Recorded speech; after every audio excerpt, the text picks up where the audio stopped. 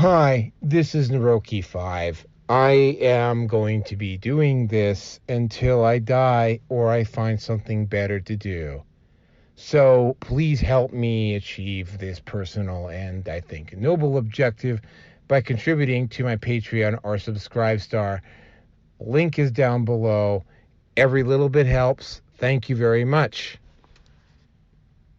Okay, so anyway, welcome to the Red Pill Nation Hangout. I am your host and actually somewhat tired but reasonably sane personage known as Naroki 5. This is the with me tonight, all the way from New Zealand, is Vinny Eastwood, who hopefully has gotten into a better place where he's not having as much background noise going on. Are you?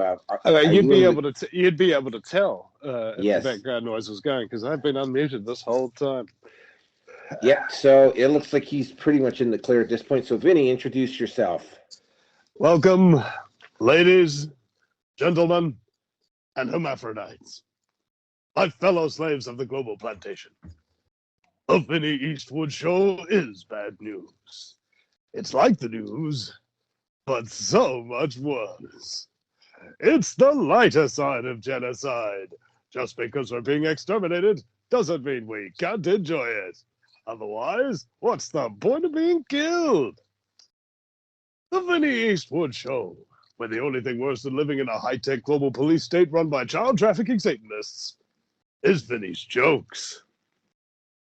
And I've been talk radio show host, activist, filmmaker for nearly 16 years. I think late 2007, early 2008 was when I started going out to protests and public meetings with a camera and documenting all these things that were going on, because most of the people that you see speaking on the news for 30 seconds or so, those people actually gave like 2-hour speeches. They give a much greater perspective on what is really going on. So that's what I've been doing on international talk radio, currently on the Ground Zero radio network, YouTube, Facebook.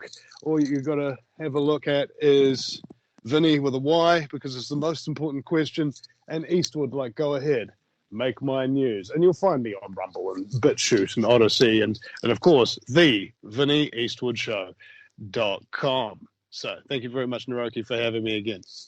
Thank you very much. And of course, we have Rearson. Rearson's been kind of busy tonight. He has the clone of Jeffrey Epstein in the next room.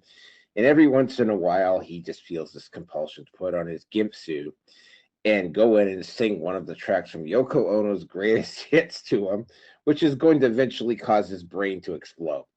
Did Yoko actually have any great hits? I don't know. In her mind, she did. Are we talking in or outside of the bedroom? Just asking for a friend. Oh. Well, maybe if she was just smoking some weed with John Lennon, that might have been one of her greatest hits. Yeah. Anyway, that too.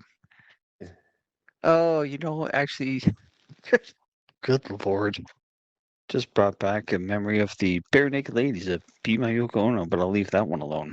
I might actually listen to that again tonight. It's probably the closest rendition I think we will ever hear of anybody imitating her. I can't even call her stuff music. I mean, it's just, it was weird. No ball gags here tonight, folks, at least not for me anyway. I will not speak for anybody else. I don't know what kind of kinky stuff Finney's into. Everybody else is free to gag on balls as they choose, Exactly. I think the personal best rendition of Yoko Ono's music came out of the Animaniacs and their parody on the Beatles. And I'm not going to sing you a chord of that because I actually want you to listen to this show and not leave in disgust. So with that, we will get into the show. So tonight's topics, and it's actually, except for the corporate stuff, which there was quite a bit of, and there's a bit of a Canadian content. And yes, we will call you as soon as the Canadian content is over. there's a rather significant corporate content to it tonight. If we have time, we will talk about that guy from the Air Force who set himself on fire outside of the Israeli embassy in Washington, D.C. That might be an interesting discussion, but we will only get into that if we actually have the time. So the topics for tonight are: one, Brian Mulroney, former Canadian Prime Minister. He died 2 days ago. Yeah. He has the reason why I think we need to bring him up is that he did some rather interesting stuff, which actually echoes in today. Two, and this one I'd actually be on for a while. Canadian government starts reading of Orwellian Online Harms Act. Oh my God, that one gives me chills. 3, attempt on Tucker Carlson's life foiled while he was in Russia. 4, Disney goes on a massive purge of woke executives. And then we get into the corporate section. A, Vice News is finally shutting down. B, Disney admits losing $140 billion in stock value since firing Gina Carano. C, Bud Light has never recovered from the Dylan Mulvaney debacle. I actually purposely with the name because I don't really care about YouTube, but I don't want to give anybody any weapons. And D, and we'll probably get into a little bit of another AI discussion. Google loses $90 billion in value from the Google AI debacle. Other things also revealed. And topic number 6, James O'Keefe exposes Judge Engoron exposed for creeping on women in Long Island gym. And that gym ran block for him and kicked James O'Keefe out after he exposed him. But without any... Oh, yes, the shilling. Patreon is the Roki 5. Subscribe stars to Red Pill Nation. YouTube, Odyssey, BitChute, Rumble, MGTOW TV, Brighteon, Facebook, Minds, Gab, MeWe, TLB Talks, and Getter are currently it. I keep saying I'm going to start putting my stuff up on Spotify, but never seem to quite get around to it. I'm gonna have to get around to it sooner rather than later. That is pretty much about it. So let's just get right into the first topic here, and that is Mr. Brian Mulroney. Okay, Brian Mulroney was the Prime Minister of Canada from 84 to 93. This is going to sound absolutely incredible given how massively unpopular Justin Trudeau is. But despite how unpopular Trudeau is, when Mulroney stepped down as Prime Minister, he had I think it was a 2% approval rating. The party that he ran, which was oddly enough the same party which is probably going to take over here fairly soon, went from a majority to just 2 seats in the 1993 federal election. Now, I'm not going to say there was a massive shift to the left because the Reform Party was around, which is a conservative. It was 12%. Oh, well, pity me. I thought it was only 2 sounds better. The Reform Party took most of the conservative seats out west, which is to say that Canada did not shift significantly to the left. To the right, it just it did shift significantly to the left. Just that Mulroney was so unpopular that it just destroyed his credibility. Now, Mulroney is famous for a couple of things, one of which was the way he It's kind of hard to say whether he deliberately pandered to Quebec independence or whether he was just incompetent about it. But his attempts to kind of bring Quebec into Confederation only seemed to make the problem worse. This resulted 3 years after he was 2 years after his party got booted out in a second referendum inside the province of Quebec, which, as we both Rierson and I remember, because we were playing Dungeons and Dragons in the basement of the hotel I worked that night. It was basically 50-49 to stay in Canada. Like, it was that close. Now, there was a whole bunch of other stuff related to that, which actually eventually brought down Jean Chrétien, which was basically how the federal government was sending money into Quebec to combat the separatists, but people in Quebec were pocketing it. But that's not what we're here to talk about tonight. The other thing that actually, there's several things that Mulroney was infamous for. The other one that he was really famous for was bringing. One of the other things he was famous for was bringing in the lovely and ever so loved goods and services tax, which we still pay to this day. No. It's not the goods and services tax. It's the government screws taxpayers tax. Just okay. Thank you for reminding me. It's the government screws taxpayers tax. This was a very lovely tax, which basically spelled the end from Mulroney.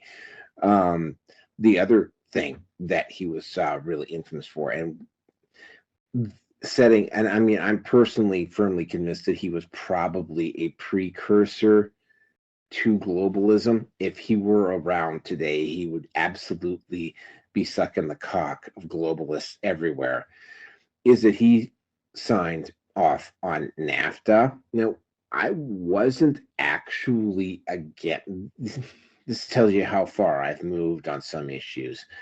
I actually thought that there was going to be some greater North American union and that Canada was going to actually eventually be politically absorbed or in some way unite with both the United States and Mexico to form a greater North American union, and it was going to help revitalize the United States. And if you can even remember, Conrad Black was even opposing that, and Conrad Black has completely backed away from that now, by the way.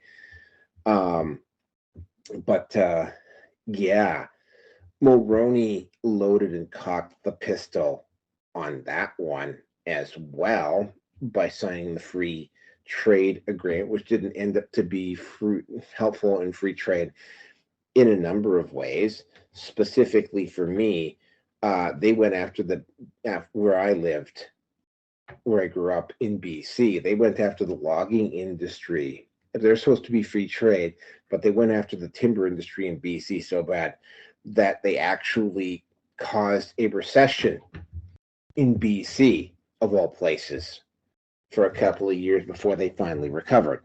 BC, by the way, being one of those places that generally tends to stay kind of recession-proof for whatever reason, but it didn't this time. Mulroney was not a very well-liked guy.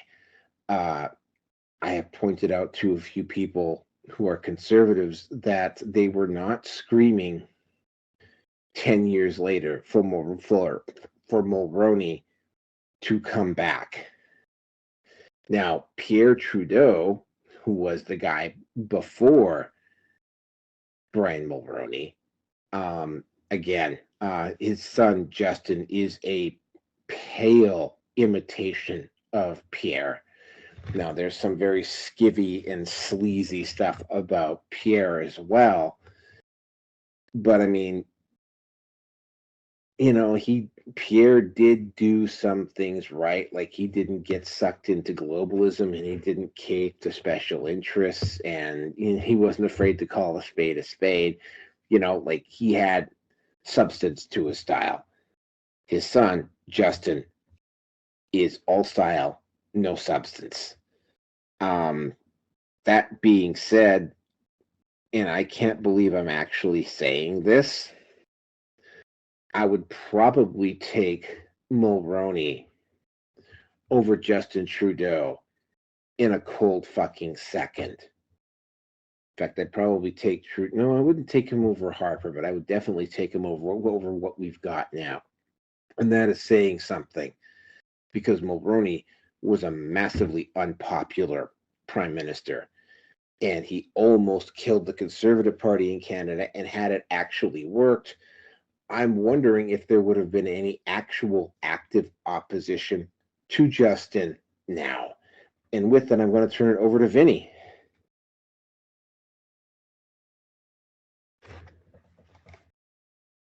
Sorry, guys, I've actually had been entertaining my son while we've been doing that. But it seems to me like Canada, the United States, England, Australia, and New Zealand all suffer from a similar problem. Not that we have identical systems of government, but that they run in an almost identical, symmetrical way, where, like stew, it just gets left to boil and the scum rises for the top. And that's pretty much what we've got here. That's what you're talking about, isn't it? Pretty much, yeah. No, right, let's move on. Wilson, I'm sure you have absolutely very light and unopinionated opinions about Brian Mulroney, which will only take about 30 seconds. So go ahead. I'm glad the fucker's gone. Let me start with that. Fuck. But tell us how you really feel. I don't disagree with the extreme satire that was targeted against Mulroney's daughter at the time. At the height of how reviled the gentleman was. I use that term very loosely. The satire publication even admittedly relatively recently enough, that maybe they did go over the top, but they were, I think it was the Onion to the Purple Onion, something like, I don't remember what the hell it was. I actually looked into, this is where I gave the information about Mulroney's approval rating being at 12%. He is the most currently reviled prime minister. He hit a low of 12% in November 1992. Then Kim Campbell came in, Canada's first and only useless female prime minister, and her popularity really didn't move. But Mulroney went from a high of 61% in June of 85 down to 12%, as I said, in November 92. Now, following him in terms of low approval ratings is Harper coming in at 23%, useless Joe Clark at 24, Pierre at 25, and as of December 23, as according to Wikipedia, is Justin. But I think he's now at about 24%, 25%. So he's actually about the same level as his theoretical father was in September of 92. But Mulroney came in at the high, at his height of popularity was 61% when everybody was just, and I'm sure it's the same way in New Zealand, where the population will be sick of one ruling party, so they're going to switch over to another one within the Uniparty. And that's really, in essence, what's happened here. I remember we were talking about. Oh, hey, Kelso. We're right now on the top. Hello. We're right now on the topic of Brian Mulroney, the former prime minister. Continue, Rearson. Yeah. So I remember in history class, for example, that we were talking about free trade when it was first being discussed. And now I'd be more open to the idea of freer trade. I do recall the topic discussion revolving around free trade being that this may not be a bad thing if it gets rid of obsolete or terribly government-sponsored industries and or programs to maintain employment, that being a waste of basically taxpayers' money, but politicians always being happy to waste said perceived endless funds as a great ways to maintain them being for them to stay in power. So, mind you, I've also heard some accusations of Mulroney being part of the club that the four of us, current company, are not certainly part of, but would be well within the ranks of the likes of Jeffrey Epstein and Ghislaine Maxwell. Can't say that it didn't happen. Can't say it did.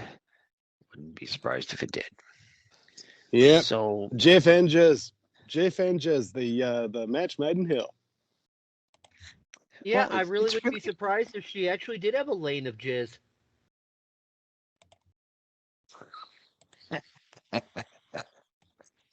And I don't I want mean, to it see depends any on the videos of- fashion. As Bill Hicks would say, it depends on the fashion. You know, where it's being worn this year, in the back, in the bangs, or off the chin. But I digress. dripping down Continue. from the chin. And once again, folks, here at the Red Pill Nation Hangout, we have no fucking standards. In reference of, shall we say, the bigwigs within the globalist communities that have, the globalist community that have died off so far within the last 6 months, Kissinger being one. I'm surprised that fucking toad lasted as long as he did, but I'm not talking about a certain former Chinese premier. Jacob Rothschild. Don't be surprised to hear about any of the royal families now finally dying off after Liz Lizard Breath finally Maybe kicked the there's bucket. just a limit to how many times they can clone them, like making a copy of a copy of a copy of a copy. It only goes so far. You know what? At this point in time, fucking anything's possible. Anything is possible. So I'm just waiting for the shoe to drop on good old Justine Trudeau, whatever you want to call it. But yeah, for me, this was one of those. I forgot that fucker was still alive, and definitely not someone that I missed at all as a politician. So again, as of right now, the most reviled prime minister at a lowest approval rating was 12%. I wish it was 2 in Roking. I really do. But that 2 was only, as you said, the turnover of the going from John Turner, who took over from from Pierre Trudeau. And that was a train wreck. And then when Mulroney left, that was when Kim Campbell took over. And that was a train wreck as well, too. She was prime minister, I think, for about 9 months. And well, the song ran out on both of them. So glad it's over. So, Kelso, let's you introduce yourself. And if you have anything to say, great. If not, we'll move on. Well, when you've seen one prime murderer, you've seen them all, just a different face on the same old globalist coin. So we are on the Brian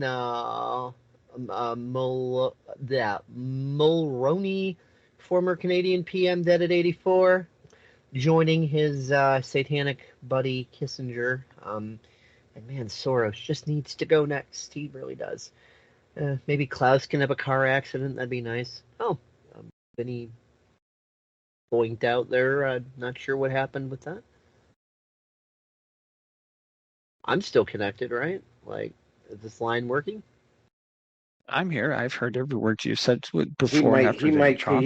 he may come back. Who knows? Yeah. Okay, Yeah. just making sure that it's not me, because technology, you never know. Yeah, I'm sure I'm gonna have more to say on the Online Harms Act thing. I don't really know much about this particular previous prime sinister, prime murderer, except for the fact that he was a bastard like all the others, and he died. And break open the champagne. Um, Other than that, don't really know much about him. So I guess we can get on to topic number 2 if it's time for such things. Yeah, I think And it's for time those who for. don't know, I'm Dave Kelso, PSEC Media. Go to minds.com/PSEC documentary. Go to the About section. You'll get the rest of my info. And with that, I shall mute. All right, topic number 2, and this one is wow. It's making international news for all of the wrong reasons. Hopefully, Vinny will be able to come back on here at some point. I knew this bill was coming. I kind of had a feeling it was going to be bad. I didn't realize that it was going to be this bad. First thing that was pointed out right away is that it's not what's in the bill, it's what's not in the bill. Now, the part that's being played off in the mainstream media, it's all about protecting kids and going after child pornography and all of the nice, wonderful stuff, which they will conveniently talk about when it's in their best interest to talk about it, and then they'll go back to censoring and slamming Sound of Freedom and promoting transgenders in school and teaching butt sex to 5-year-olds. And protecting them, by the way. Now, this is the ironic part about this particular bill is that it's supposed to be protecting kids, but I can absolutely guarantee you that the alphabet mafia is going to use this bill to report anybody who has been critical of them, particularly Billboard. I think it's Billboard Chris or Billboard Mike, one of those guys, for hate speech. Like, virtually guaranteed that when this bill passes, they're going to go after him. And that's the thing, right? It's the other part of this particular bill that disturbs me. The part about hate speech and harassment. And of course, those terms are written so vaguely that they can be rather conveniently used on people who have a differing opinion from the Trudeau regime. And at this point, I'm going to have to call it the Trudeau regime. And the punishment section of the bill, life imprisonment, up to a $70,000 fine, and the creation of an ombudsman and an online harms board. What this effectively comes down to is that this is a rat on your neighbors kind of bill. This bill allows you to anonymously rat out somebody. And trust me, I can absolutely guarantee you that's exactly what's going to happen when this bill passes. And it probably will pass. The way this bill is designed, it's designed basically to allow certain groups to go out and report other groups for harassment, hate speech, whatever, under the vaguest of terms, and take these people into court and be able to charge them. It's not a coincidence. I mean, like I said, if Vinny was here, we were talking about this earlier. There's similar bills happening in Ireland. There is a similar bill being proposed in Great Britain. Something akin to this also being proposed in the U.S., but they're going to have one hell of a time trying to pass anything like that in the United States. And this bill, when it's the way, and also the way the bill is effectively worded, is that you are being encouraged to self-censor as opposed to the government cracking down on you. So the government has some plausible the Canadian government would have some plausible denial. Oh, we're not cracking down on anybody. We're just sending them suggestions, and then if they ignore us, then we send in the jackbooted thugs because they ignored us, and we asked them nicely because we're Canadians. This is effectively, and keep in mind they also there's the other part on this which actually goes after platforms. So Gab, Minds, Getter, Rumble, Odyssey, BitChute, whatever, if they don't play ball, this gives the Canadian government the legal right to censor or remove them as websites within Canada. So get yourself a VPN. This effectively what this is again, they figured this out, that the mainstream media is just not having, especially in Canada, the mainstream media is not having the influence that it used to have. How bad is it? Well, Trudeau cleared another 125 million for CBC, because CBC is just going in the tank really, really bad. It's not a topic that I've covered here, but yeah, CBC has been losing money hand over foot, but they somehow found the money to give all of the executives on their boards massively rich payouts at the same time. This is what literally has happened with me. This is the point where it's sort of like, okay, it's time to start thinking about heading for the exits.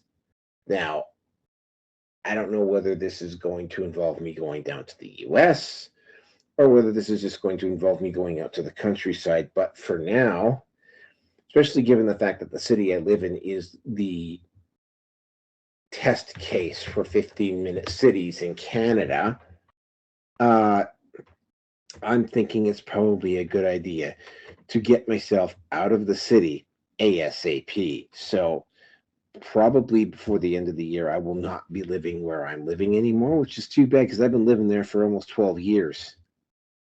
Actually, it will be 12 years come April that I've been living in that place. So I've been there for a while. This is really, really disturbing. The other part on this, and this is the part that kind of gives me some encouragement. The moment this bill gets passed, hopefully, I could think of 2, maybe 3 premiers who will almost immediately invoke notwithstanding on this given time. There will also be immediate legal challenges to this bill, which will drag it out in the courts for a while. And I think there's 2 possibilities. There's 2 aims to this bill, I think. One and maybe Alberta will succeed from Canada, where what Quebec used to virtue signal, maybe Alberta will actually do. Well, the only way I think it will work for Alberta, honestly, is if they basically immediately lump in with the US. Otherwise, what's going to happen is China's going to come in to Alberta. They're going to come into here and start picking away at this place like vultures. That's just my gut feeling. The one it's going to get challenged in the courts, like very, very heavily in the courts. So it won't hold up to a legal challenge. So there's only really 2 possibilities here, and that is that Trudeau is only putting this in place in an attempt to silence as much of his opposition before he has to call an election next year. And he does have to call an election next year, whether he wants to or not.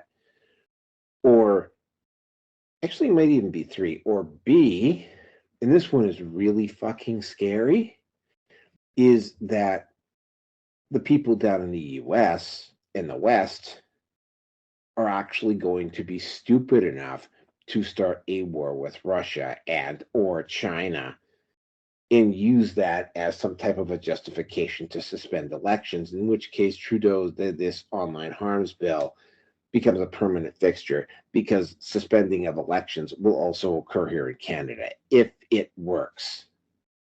If they do that, and you can't dismiss the possibility of them doing that. Otherwise, what happens is that the only benefit Trudeau gets out of this is that his press opposition is somewhat muzzled going into the election. It's not going to really give him a, because he's going. Justin Trudeau is gone. Justin Trudeau. If the Biden administration tries to suspend elections here, you're looking at instant civil war, revolutionary war, whatever you want to call it. You're looking at that here because even the liberals are sick of Biden, and at no time in American history has there been elections suspended as a result of war. Not during World War I, not during World War II, not during anything. So exactly. If Biden's puppeteers decided to pull that card, like we wouldn't end up in a war with Russia or China or whatever. What we'd end up in is a civil and or revolutionary and or whatever type of conflict. Let's just call it people against government, but it would be a local war here. It would not be a war abroad if they tried to pull that.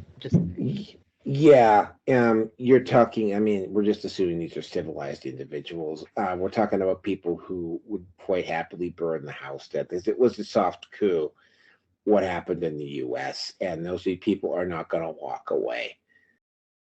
So, yeah, we have to seriously consider the possibility that they will burn the house down rather than give up power. That is a possibility.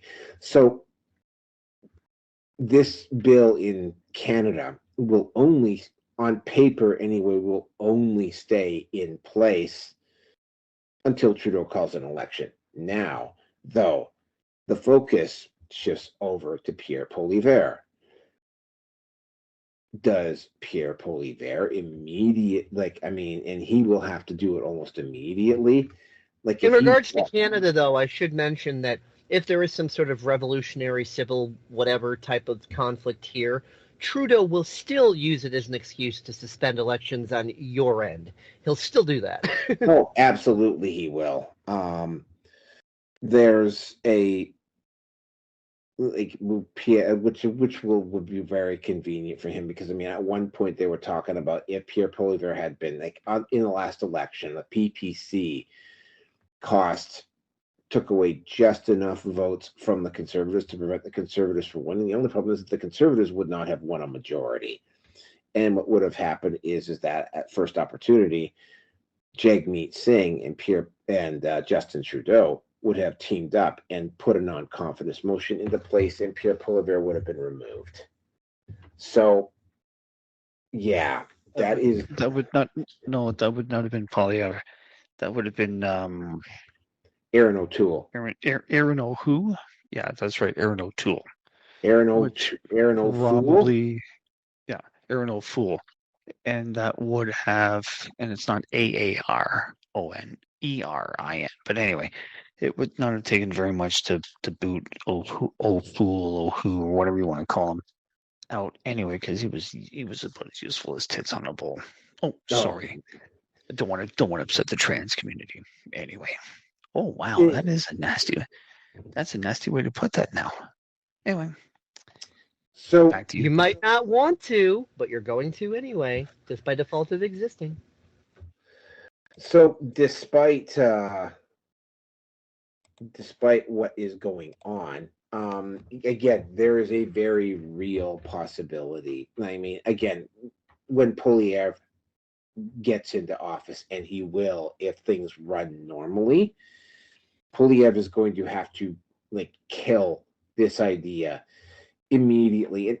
And he can't also excuse the possibility that Justin Trudeau might just be attempting to fuck things up as much as humanly possible before Polyev gets in. That way, they will have so much stuff wrong, they could just simply blame on the conservatives when Polyev gets in, that Polyev will have a very hard time keeping up his legitimacy. That's a legit possibility. And with that, I am going to turn it over to Kelso.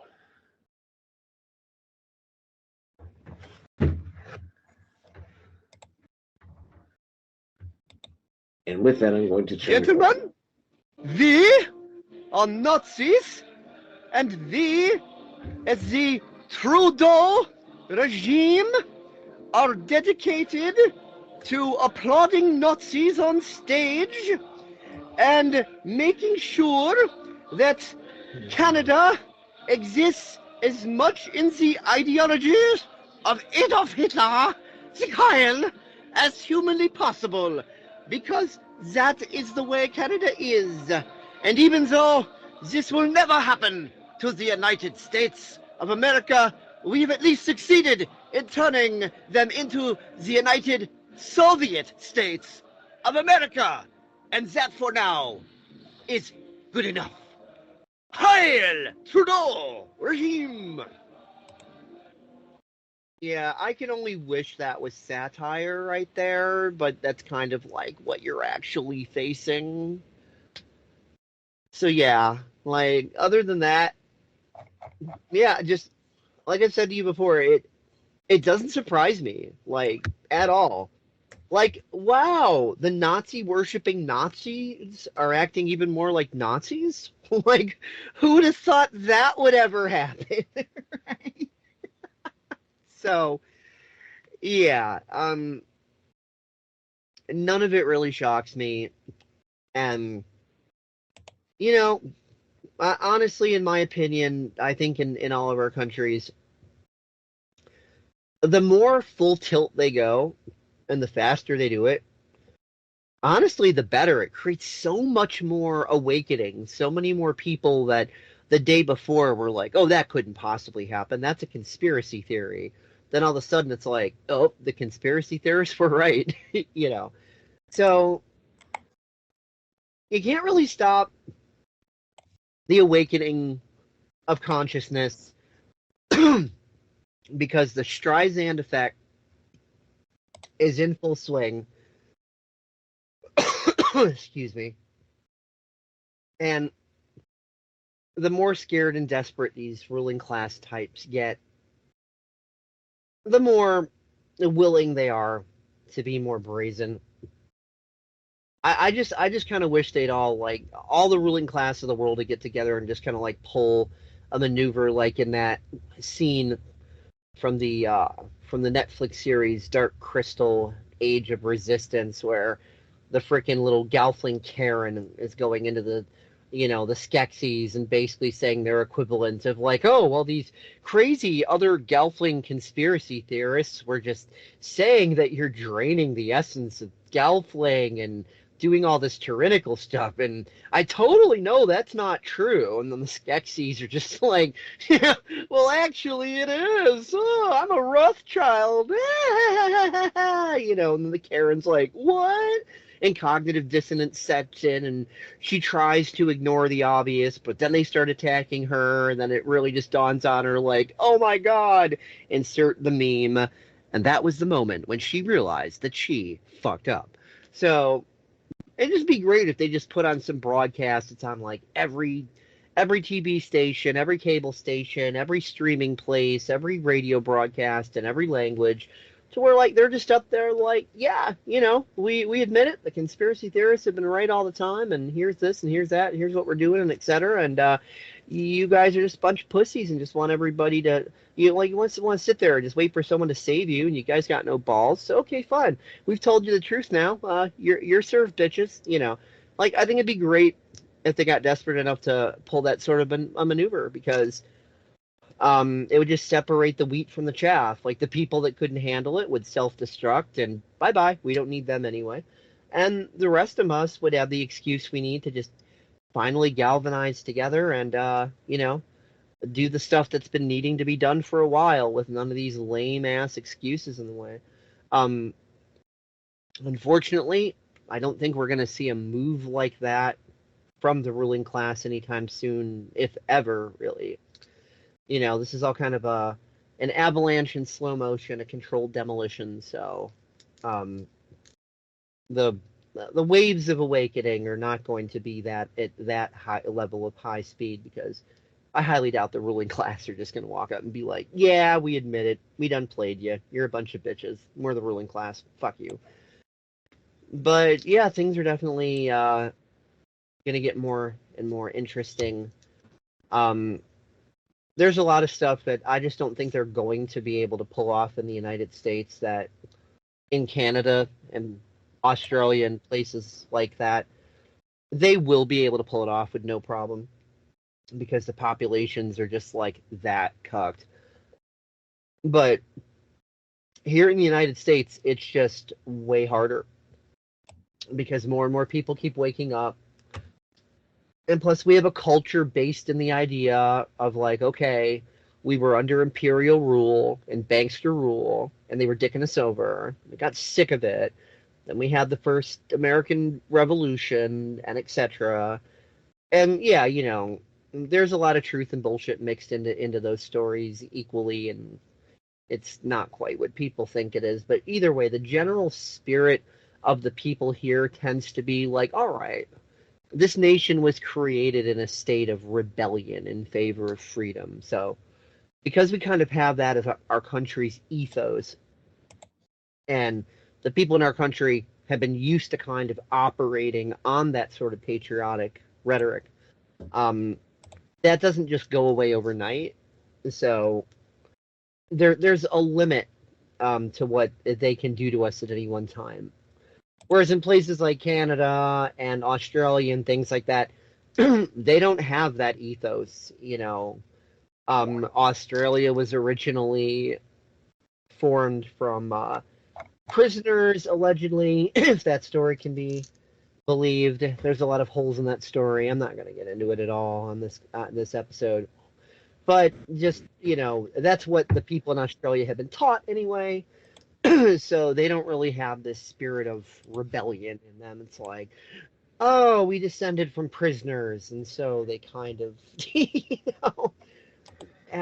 don't really have that kind of fire. Neither does Canada.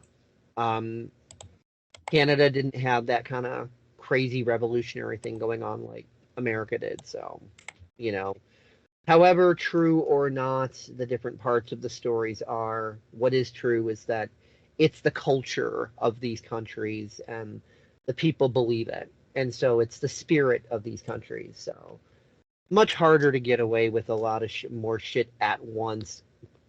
That's why they've had to like try to peck away at us little bit by little bit. They've gotten a bunch of stuff done, but there's also a lot of awakening. So yeah, like I said to you in private, Naroki, Canada's fucked. I'm sorry, they're fucked. Anybody who can get out of Canada should get out of Canada. And if I think if Alberta was to decide to become a state of the United States, I mean, not that I like or trust or have faith in anything regarding Trump, but just the way the game has been played and the different narratives around the different aspects of the game, just according to the way the game is going, it would certainly be much more likely that a Trump presidency would be like, hey, cool, Alberta, come on board, come on down, no problem, you can join us. Yeah, 51st state, rock on. Whereas, like, a Biden administration would have the attitude of, like, we don't want your racist province as one of our states. So, even though, yeah, they're two different faces, two different sides of the coin, it's all the uniparty, but there's still narratives that are, followed as far as the different people and the way they act and the way they play their parts in the game. So as far as the rules of the game and how it operates and how the narratives are, yes, they are more likely to accept Alberta as a state under a Trump administration and that narrative, rather than the Biden narrative of everyone and everything is racist. And by the way, let's just go bomb the shit out of everybody in Europe and the Middle East because we love war, It's two different storylines. So whatever the current storyline is the attitude that gets adhered to. So Trump has his storyline, Biden has his storyline. So I definitely think Alberta joining the United States, if they were to choose to do that, would definitely have a higher probability under a Trump presidency than a Biden presidency. Just not that I believe in the system, I don't, it's all a scam, but just that they have to follow the stories, that they've created for these different aspects of these narratives. So it's simply just more likely within one narrative than within another, just in my opinion. That's the probabilities. So I think I will hand it over to Steve. Before we begin, just breaking from the Babylon Bee, scientists have warned that at the rate conspiracy theories keep coming true, that we will be completely out of conspiracy theories by 2030. Deeply concerning. What the hell will Oh my Bruce God, and that's going to raise the temperature of the climate by at least 10 degrees if we run out of conspiracy theories because they keep coming true. I mean, that's the biggest, most serious hidden problem that the Illuminati are hiding about the climate crisis. I mean, you should be very concerned. Yes, I know. I would actually have to return to normalcy. I tried being normal once back in 2016 for about 30 minutes. It was the worst 30 minutes of my life. But anyway, Rearson, you're up.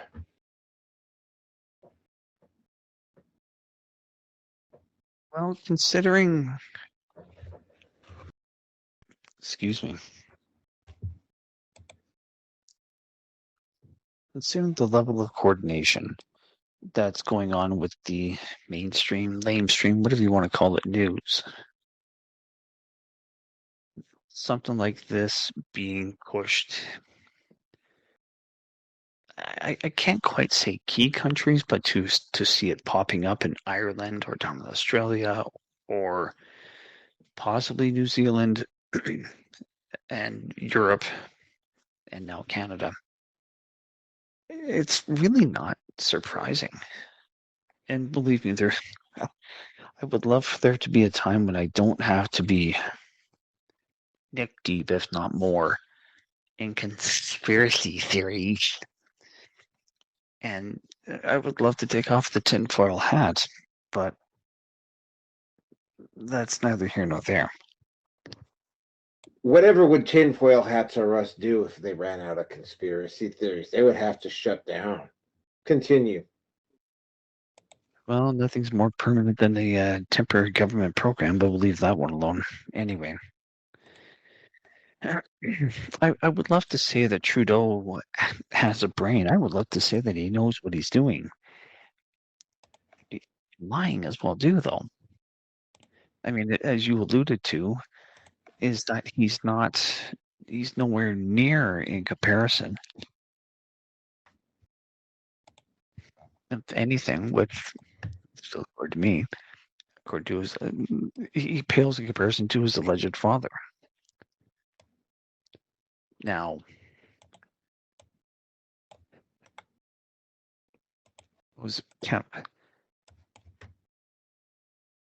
What the guy's his half brother, his last name of Kemp has basically said the guy's an idiot. Like, he really is. The only thing he had for him was his name, and when he was younger, that nobody knew anything really about him. And if you did know anything about him, chances are you probably would have signed an NDA. NDA. I mean, this guy, he's been associated with people that either have been convicted of pedophilia or are highly suspected of being involved in it. And I think that's where this really comes down to, is that, how does the saying go? Tom McDonald's, hate speech for the people in control. Hate speech is all about the speech that they hate. So questioning him, wondering what's really going on, calling out the corrupt establishment for what it is. I think the quote I mean, you are looking for is truth is hate speech in a society that hates truth. It sounds rather Orwellian, if I'm not mistaken. Something to that. Well, that's exactly what it is. And fuck.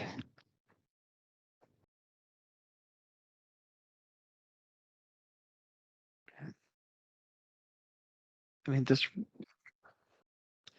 Considering the progression that we have seen of these online hate bills, the censorship of what can and cannot be put on platforms like Facebook, and the like, or else they have to pay. They have to pay for us to see it. I won't be the least bit surprised if there would eventually be some sort of a bill if Trudeau is going to be able to last that long. For VPN use, I would not be surprised if that was deemed illegal. I mean, if they're reaching for the stars right now, why stop? Keep going.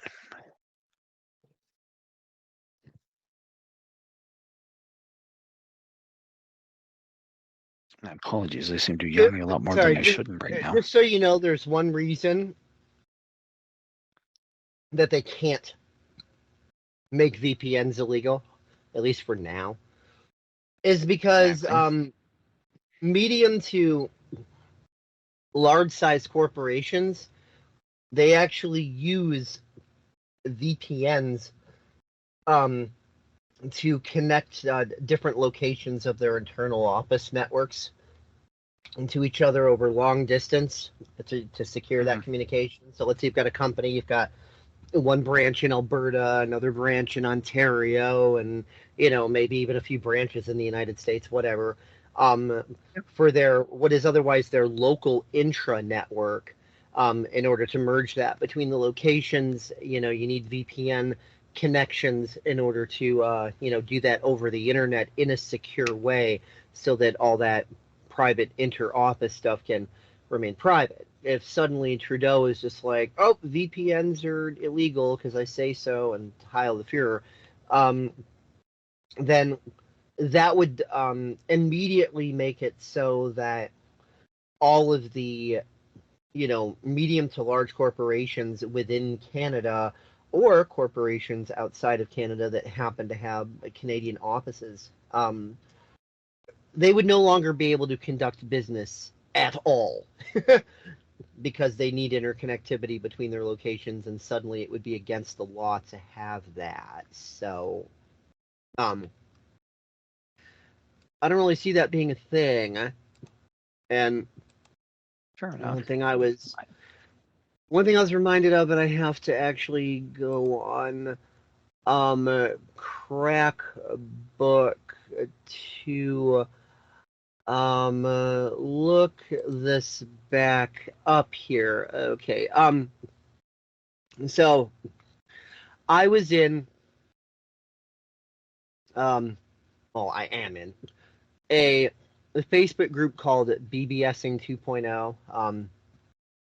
Short version, it's like the internet before the internet, essentially. And yes, there's modern technologies and all that now and blah, blah, blah. But anyway, it's a cyber culture that I'm a part of that, I was within in the 90s and everything else. Goes back a long way.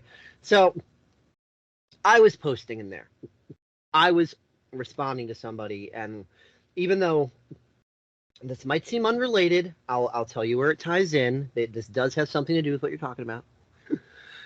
So, a guy by the name of Post. Blah, blah, blah. So, how many people still run Teleguard? Went to Teleguard page, link from Wikipedia, and they have 4 BBSs listed from, blah, blah, blah, mine being one of them listed. And I simply commented a while back, I also heard that when someone did an open source rewrite of Teleguard. I'm not sure if it was based in the original source code at all, or just a clone that was quote close enough. I don't think it's under development anymore, and I've never personally taken the time to screw with it. But I did find the concept to be interesting.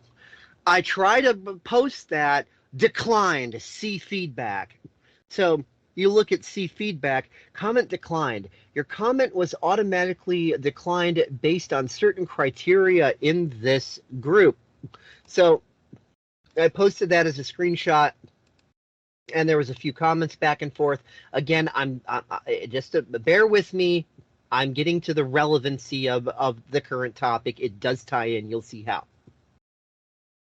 Somebody responded, I got a 3-day ban once for posting the Wikipedia article about the Apollo guidance computer. Apparently, it went against community guidelines, go figure.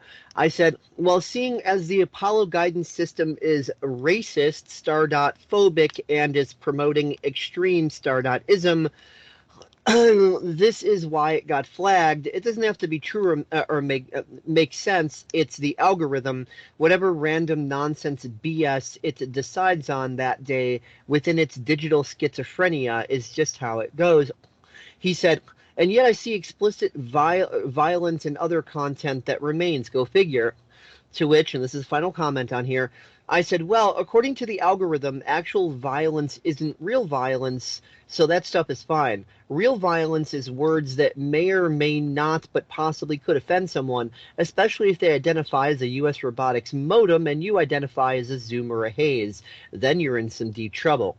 The point is that regular people on Facebook posting in groups have nothing to do with so-called conspiracy theories, nothing triggering, nothing any of that.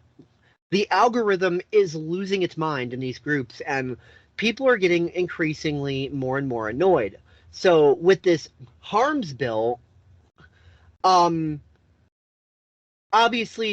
sites like Facebook, are going to play ball. And that's going to make the algorithm even more nuts. So your average Canadians are probably going to be way more open to the idea of, hey, why don't you get a VPN and go on Gab and, go on Odyssey and go on these places? Because they're going to be completely and absolutely sick of the over-the-top fuckery that not only already is happening within the Facebook algorithm, but if this Canadian bill gets in and Facebook goes, in accordance with it, it's really going to piss off so many more Canadians. Whereas right now, they might not be pissed off enough yet to where you could say, hey, why not get a VPN and then, go on Gab and Odyssey and all these places. They might be like, nah, Facebook's annoying, but it's still basically okay. And, all these excuses to not change their paradigms or change, their habits.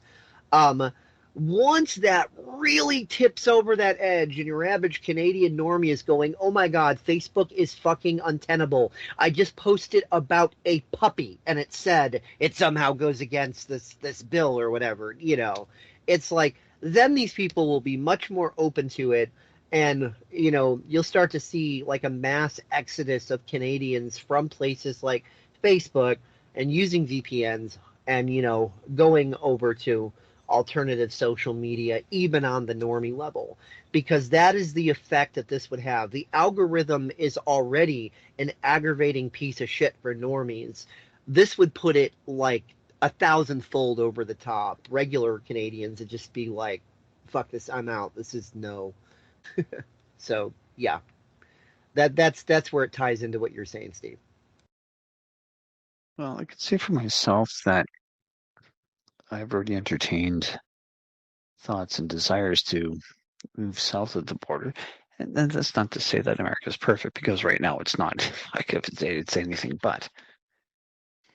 However, I am looking at post-secondary education to give me a leg up to find work south of the border to hopefully be able to immigrate. Wish I didn't feel that way, But the way that Soviet Kazakhstan is certainly forming, or China, I am not fond of. I can't even call Canada a country because it's not. It's a corporation. It is a company when it was first created. And the US of A is in the same boat as well too. But what I'm hoping for with maybe the breaking of the uniparty south of the border is that will be the United States of America, but these United States of America. But we'll see. But I don't know. It's I'm trying not to give into the emotion of fear with everything that's going on. With what I hope is all in various steps or stages to wake people up. So, Oh, there's no reason to fear. The Streisand effect should be an officially listed law of physics. well, the way things are going with Trudeau, he certainly seems to be living up to that feeling as well too. So, all right, I got nothing more to say on this one. So, Eric, if you want to, hopefully, V will want to say something about all of this. If not, that's fine. We'll give V a shot Done. at this. We'll give V a shot at this. Otherwise, we'll move on. You'll have to get him up to speed on it if he hasn't been listening already. I don't know what's going on with all this Canada stuff, but let's talk about some real world topics here. Come on. You know, if I knew where you lived, I'd come down and try to slap the shit out of you. I'm right here, eh? No doubt about it. I'd be going down and slapping that onesie off you right now, there, V. Hey, I prefer two pieces. All right, 2 piece. Okay, well, let's move 2 piece on. and a biscuit. All right, so let's move on to the next topic, and the next topic is very, very interesting. V, how dare you call China's additional 14 provinces unimportant? Yeah, V. It's China. All right. It's Yeah, V. China. What about the rest of China. us, huh? V? Thanks, V. Thank you. Fuck you. Okay, let's move on here. All right, so this next one is kind of interesting. Well, I already said that, but I'm going to say it again. As we all know, Tucker Carlson was in Russia interviewing Vladimir Putin. The mainstream media, literally just had a meltdown. The people in DC literally had a meltdown because, they have a war to start with Russia at some point, right? They can't have people going over to Russia debunking all of their lies. What we immediately heard is that the Ukrainians immediately put out a hit, and as we all know, the Ukrainians never. Oh, come on, Rearson. Okay, no, well, never mind. All right. The whole thing with that is that, the Ukrainians put out a hit, and apparently they took it to another step, and they actually. The Ukrainians never what? You didn't finish your sentence. The Ukrainians never got succeeded in their plan, but they actually took it as far as to actually build a bomb and try to get to the hotel in the car that Tucker Carlson was driving, but they got intercepted on the way there. And this Ukrainian agent immediately started singing like a canary about how he was there to kill Tucker Carlson. The Ukrainians have already killed one American journalist. That would be Gonzalo Lira, although again, Gonzalo Lira should have recognized the signs and gotten out when the getting was good, but he didn't. But yes, according to this one report, Tucker Carlson, there was an attempt at Tucker Carlson's life that got foiled while Tucker Carlson was in Russia. And this kind of speaks to the desperation of what's going on, because, I mean, apparently things are getting so bad in the Ukraine that any men that have not already been, they're like literally pulling men off the street. And you've got the men that are still of fighting age in the Ukraine are either in deep hiding, or they are making attempts to flee the country because of, like, I mean, the Ukrainians did have an army, and they claim they've got 800,000 troops on the ground. The only problem is that those are 800 troops of men that have been grabbed off the street and brought into the army forcibly. Not exactly a good sign for the Ukraine, for the Ukrainians. Again, right, if they had succeeded in killing Tucker Carlson, they would have only made a martyr out of him. But I mean, again, right, we're talking about the most corrupt country in Europe right now, which is the Ukrainians, which is the Ukraine. Again, the interview, Putin did explain why he was going in. He had no intention of taking over Ukraine in total. The attack on Kiev was just a feint to draw troops away from the eastern part of the Ukraine, which is the side that they went after. Am I surprised at this? No, I'm not. But I mean, you know, yeah, things are getting really testy over there. And with that, I'm going to turn it over, I guess, to Kelso now, because Rearson's gone. Well, all I gotta say, and as usual, you look at the World Economic Forum puppets, right? And when did the Ukraine war conveniently start? When awareness was rising about the scamdemic, and you had the Canadian truckers out there, and COVID rallies and protests and all this worldwide, and things were heating up. So it's like, oh, we need a distraction. We need to start another war. I knew a month beforehand they were going to do it. I didn't know it was going to be with Ukraine or what the narrative would be. I just knew that, well, war is a perfect distraction, so they're going to throw a war. So I've called this Putin's meat grinder because it's basically Zelensky and Putin doing each other a favor. They can take all their dissidents and undesirables and people they don't want in each of their countries, can script them, and toss them into the meat grinder in the front lines. And both Putin and Zelensky are happy for it. But here's the difference between Putin and Zelensky. You see, whether the war continues or stops, he's in a good position. It's just like, all right, whatever, cool. You know, we can keep it going, cool. I can toss more dissidents in the meat grinder. You know, make some money, whatever, this, that. It's all good. But if it stops, it doesn't do him any harm, doesn't hurt him any. You know, Russia's a pretty wealthy country. It's not perfect, obviously, but you know, Putin's in a good place. Russia's in a fairly good place. Their economy's breezing through the sanctions, as you know, it can be seen from not only footage of other people who've gone to Russia, but you know, Tucker's side footage and stuff too.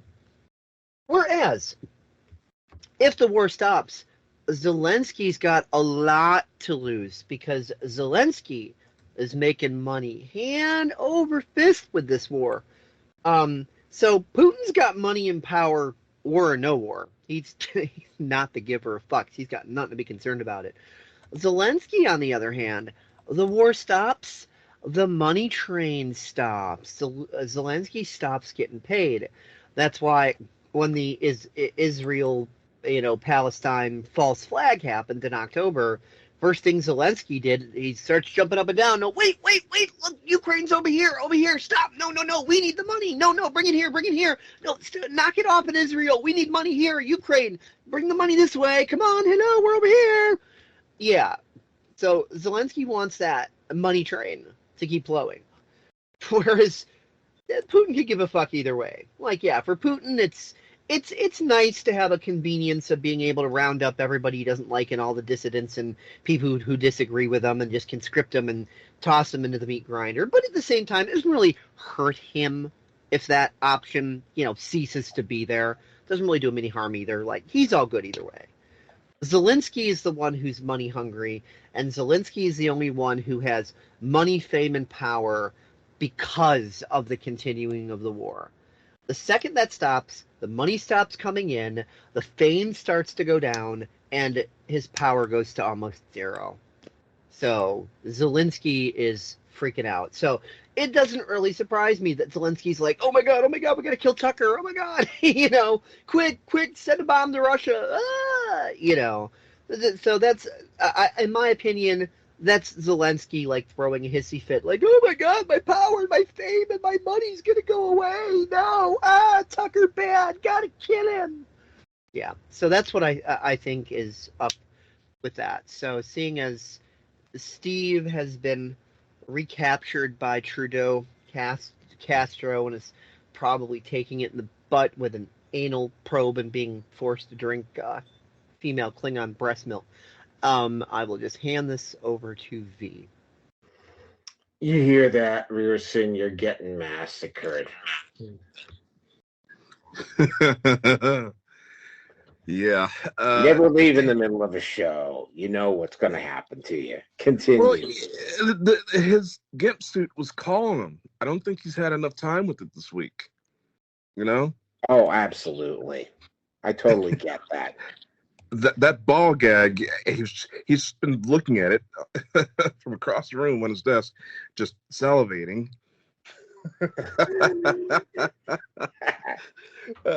So anyways, yeah, I really think this is a prime example. This assassination attempt is a prime example the nature of the beast that's controlling everything. Oh, the United States government wants to be the world police, and we are the moral high ground of everything. But yet, they are funding essentially neo-Nazis just because,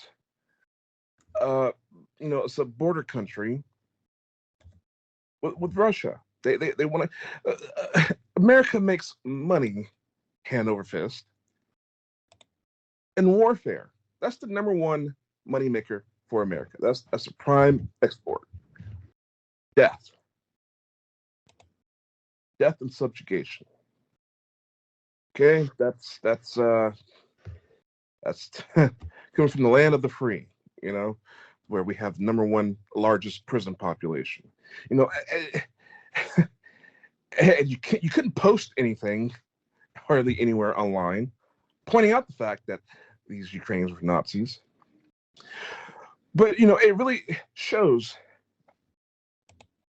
again the nature of the beast here when these Ukrainians try to assassinate an American journalist.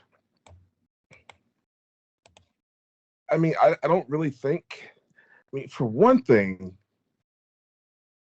isn't that against the Geneva Convention? You can't take out journalists, photographers, medics, doctors, that sort of thing. It's the scumbaggiest thing in the world. It's non-combatant.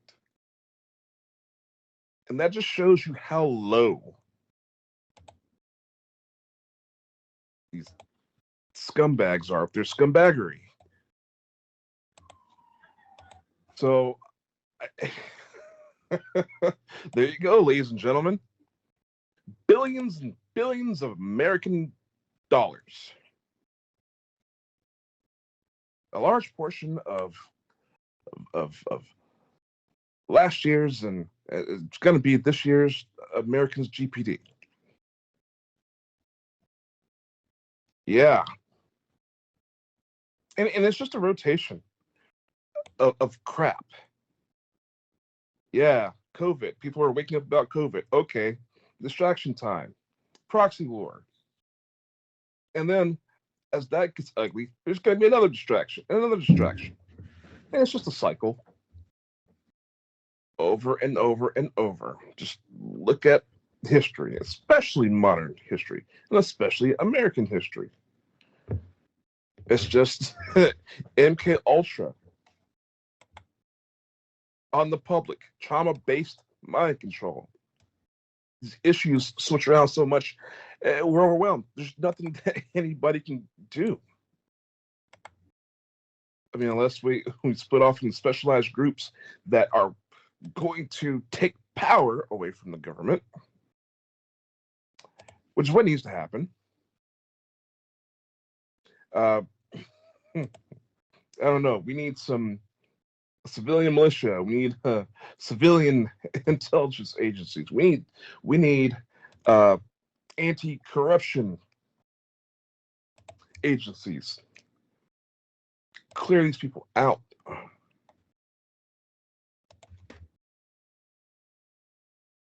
We can't trust them to do it. Oh yeah, their internal affairs are probably even worse than their main departments. Kind of reminds me of what was happening over in Australia. How they are actually being forced to create an anti-corruption agency, and the politicians just put it off year by year by year, coming up with every damn excuse not to do it. Yeah, Ukraine, most corrupt country in Europe, sure, absolutely. You know, they're hanging out with the best right now. We talk about corruption, and I've seen all these reports from different humanitarian organizations about the most corrupt countries in the world, and they have no idea what they're talking about. If they didn't list the Five Eyes as the top 5 countries in corruption, then they don't know what the hell they're talking about. And I don't care what anybody says. Russia is not as bad as what people would think. The propaganda is just rampant, and there's the generational inherited hate for Russia. You know, just I don't know any Russians ever done anything bad to me. I don't have that. I know Russia's trying to do their own thing and be independent, just like North Korea. And the problem is that the United States has issues with any nation with nuclear weapons that isn't an ally to them. And, you know, the United States federal government's just got to get over it. Build a bridge and get the hell across it.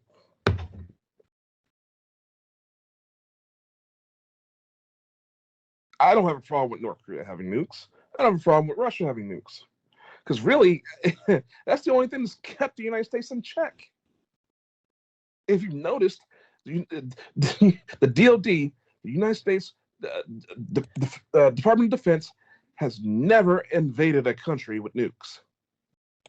No, they bully everybody else around. So I'm rooting for Russia. I have been from the start. And for the simple fact that Putin gave Tucker an interview, I mean, that's awesome. Putin has not been secretive about his motives. He's been out in the open. He feels justified. And I'm not going to say he's not justified. So, yeah, I don't know. U.S. government can suck it. Ukrainians can suck it, because Russia's not going away. Neither is anybody else who wants freedom from Western oppression. So, yeah, that's my take on it. Yeah, I was. Hey, Naroki. Yes. I can personally vouch for the fact that Steve Rierson has been kidnapped by Justin Trudeau and is getting ball gagged and pounded in the ass by Justin dressed in a gimp suit. It's completely true. Believe me, the deep state is deep in state at the moment.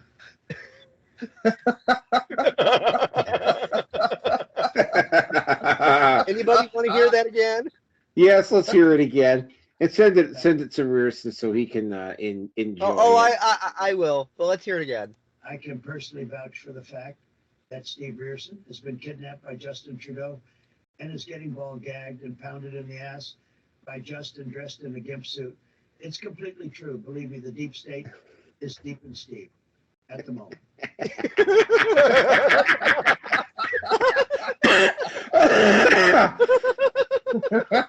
I want to make that my ringtone. I'll put that in the chat. Oh my God! Yeah, Rierson, you asked for it. You asked for it, and you're getting it. Actually, you're definitely getting it. And with that, let's move on to the next topic here.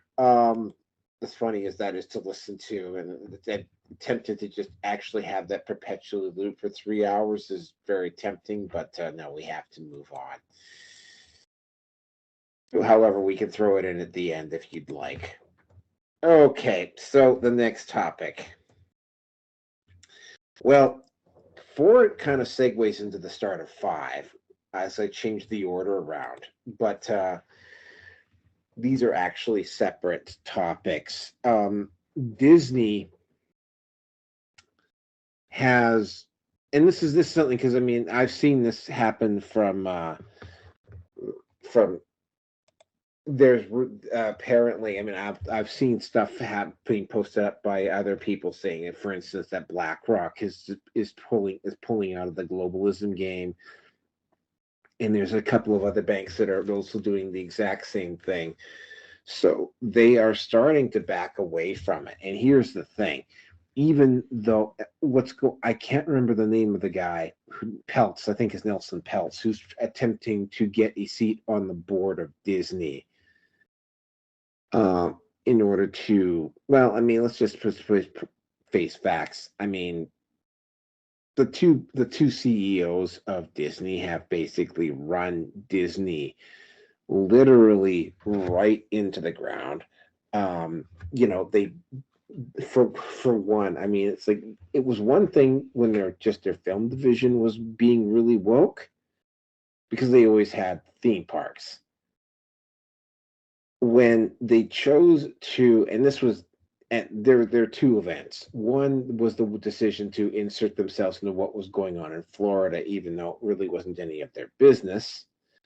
And 2, and when we get to the corporate section, we will cover this. There was the firing of Gina Carano for absolutely no quantifiable reason. And there's a losing of the stock value, which will be on the next topic. But it's become very clear, at least to some people on the board, that they have decided that, that they cannot keep. I mean, they've lost upwards over the past couple of years. They've lost a couple of $1 billion. You could say they've lost at least $1 billion this year on their films in the last 12 months. And it's not, I mean, they've got a couple of things next year so it won't be quite so bad. But the reason why it won't be quite so bad is because they're not making as much, and they're not getting, people are not at home anymore, so they're not paying for Disney Plus anymore. And the shows on Disney Plus have all been woke pieces of crap to boot. and they're not getting the money from the theme parks because they pissed off half the population. So it's like, yeah, they're getting hit everywhere. And what's going on is Bob Iger has finally figured out that, like, we need to be making money. So we need to get leaner. So they laid off a whole bunch of people. And they finally went in. And one guy specifically, the individual who I think brought you Strange World or something like that. But I mean, he has had a couple of hits for Disney, but they fired him specifically. Disney went in and fired a lot of the woke executives that are in their upper offices. They let them go. But to quote Rearson, who was busy getting reamed out by Trudeau in a gimp suit while space aliens watch, wearing, of course, fashionable tinfoil RS hats, and also hopefully they're using Orange Man bad hand balm in order to prevent chafing. Yep. I'm sure they're lubricating his anus with it. That's kind of a precaution that they'd probably take. Yeah, and they better be using. He's got a good supply of Orange Man bad, so hopefully they're doing that for him. So they've just basically gone in and they've purged as many employees as they can possibly find. Some of the more hardcore ones. This is being done to take some of the sting out of the criticism and also potentially to head off what Nelson Peltz, and it looks like Elon Musk is going to be jumping on board as well, doing, and possibly a few other people. But, and this is something that reamed out Rearson is pointed out, and he probably would have pointed out if he'd still been here. Kathleen Kennedy was not on that list. Kathleen Kennedy is going to be allowed to run Star Wars right into the ground. Now, what has been happening with Star Wars is that projects are being either delayed or they're being canceled on Kathleen Kennedy. So yeah, Kathleen Kennedy, well, she hasn't been fired. She is basically had the riot act read to her, and she's been told that Lucasfilm is not her pet project, and she can't keep inserting characters in for the message and has to actually come out with stories that make money. And it's like, yeah, and Kathleen Kennedy, I hope will Kathleen Kennedy listen, because apparently they still Lucasfilm has still not ruined the Tomb Raider franchise yet. I have full faith that they will. In fairness, I will say that so far the first season of Ahsoka has been pretty decent. Now, could it have been better? Yes, sure, that can be said of anything. But at the very least, there's not a bunch of woke rhetorics and Mary Sues and all kinds of things like that. Sure, there are some people who are less than satisfied with Ahsoka Season 1, but at least it's not a woke piece of garbage and actually seems to have some sensible storylines. And not to give away too many spoilers, but I do like what they seem to be doing with kind of the whole light-dark integration thing with Anakin, as he seems to kind of be turning more into a Mortis god or a Bendu for those who have watched Star Wars Rebels and things like that. So though yes, they could have done a much better job with Ahsoka Season 1. I will say they're not doing terrible with it. It's not a woke joke. Now we'll see what Season 2 brings. I mean, the where they've gotten to so far, and again, I'm not going to give spoilers, but where they've gotten to so far is it a really good point where they could go one of two directions. They could really go on a good upward curve and make this really good, or they could sink the ship to the bottom of the fucking ocean. We'll see what happens, but they are definitely at a moment where there's a lot of opportunity for it to go really good or really bad. Sorry. Sorry. I saw you got kidnapped by Trudeau as well. I was like, oh yeah. Man, Joe's got 2 people locked in his basement now. Damn. So yeah, I haven't seen the Ahsoka series. I've heard mixed reviews on it. Kathleen Kennedy has been pretty much told, though, that I have to imagine that she's been pretty much told that she cannot just insert the message in wherever she's fit for whatever, just because it's her personal thing. And yeah, well, we'll see whether this works or not, because Disney is in some serious trouble. And when we get to Section 5, I will get into it further. But with any further ado, Kelso, now you can take over from me.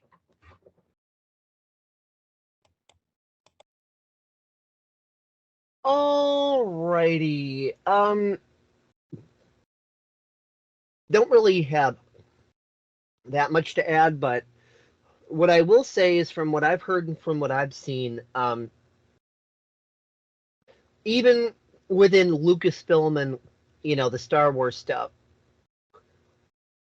that does seem to be starting to heavily de-wokeify, even among, while still having some woke people running it. Because from what I understand, the investors are not happy. There are still apparently some people within, the ranks of Disney and Lucasfilm and all that actually like making money still. I know, it's a crazy thing to imagine. God, there are people who still actually like making money? Who would have thought? But apparently there are. And so there have been pressures applied by those people who still like making money. So they have been having to be more careful with Star Wars and take it into better directions. Now, the reason you're getting mixed reviews is because, yes, while the directions are certainly much better than the directions that they had started going in before with the wokey bullshit, it's still not anywhere near as good as it could be. So the fans don't simply just want, hey, knock off the woke stuff. They want fully bring Star Wars back to where it was, the full creative writing, the imagination, the thoughtful plot lines, and etc. And well, again, I would say that they've done a basically good job. Like, Kenobi was decent, Book of Boba Fett was decent, Mandalorian was decent overall. I mean, minus the whole, Gina Carano fiasco and, stuff like that. And the fact that the guy who plays the Mandalorian, from what I understand, is a massive wokester himself. But all that aside, that's halfway decent. Ahsoka's been halfway decent. So it's like, I understand that, yes, these things could have been done a lot better, and these things could still be done a lot better. But I think people need to be patient, because it's a process over time when you're going from woke dumpster fire and trying to take the journey back to the good stuff. There is a middle point that you get to. It is a journey. There's a middle point. And we are at that middle point. So it's simply a matter of the question, will they continue to improve as per the pressure from the people who actually want to make money? Or will they suddenly lose their shit and just tank the whole thing because Kennedy decides to say, if I can't have it, no one can, or something like that. I mean, we'll see. I don't have a crystal ball that works, so we'll see what happens. So that's why there's mixed reviews, because on the one hand, yeah, it's not terrible anymore, but on the other hand, it's not like they fired everybody and then brought in awesome writers who know Star Wars implicitly and just suddenly go from woke joke to total masterpiece. There is a journey that needs to be taken, and it's being undertaken. So people who didn't get the instant switch from woke to what it used to be before things got messed up, those are the ones that are kind of like, no, sir, I still don't like it. So, yeah, that's about all I got to say on that.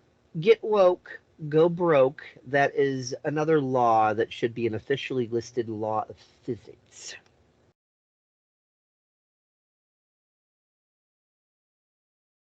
V.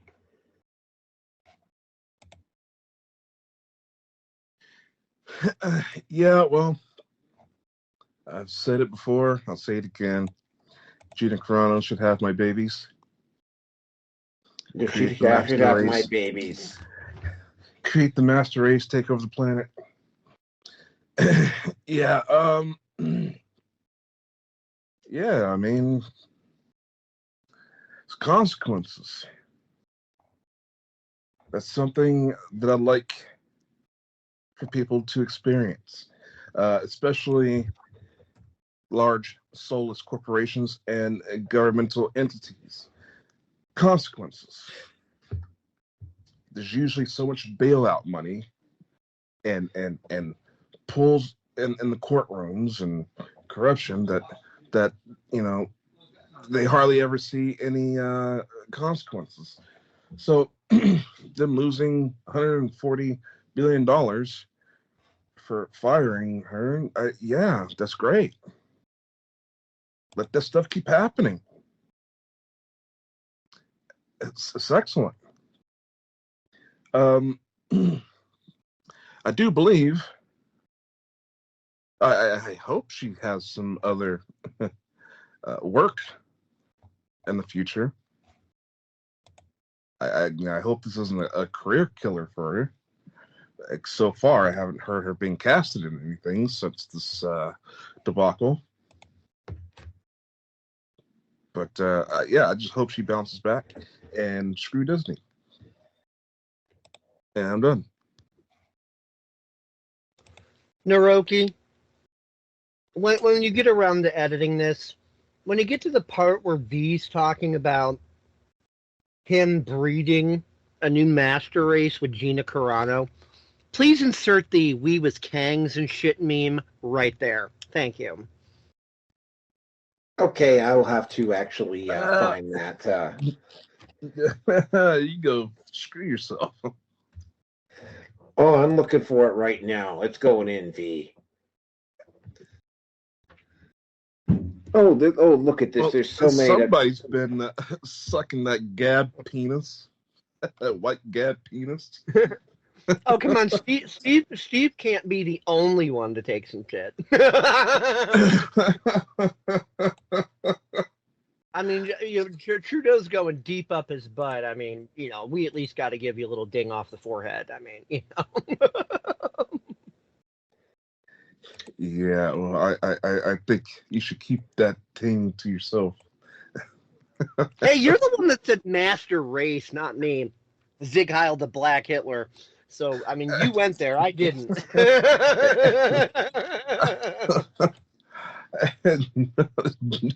Black Hitler. Hey, I didn't say anything about killing anybody. There is a movie. I'm going to actually have to look for it now, just as soon as I finish downloading the We Was Kangs. Oh, look, there's an Age of Empires one here.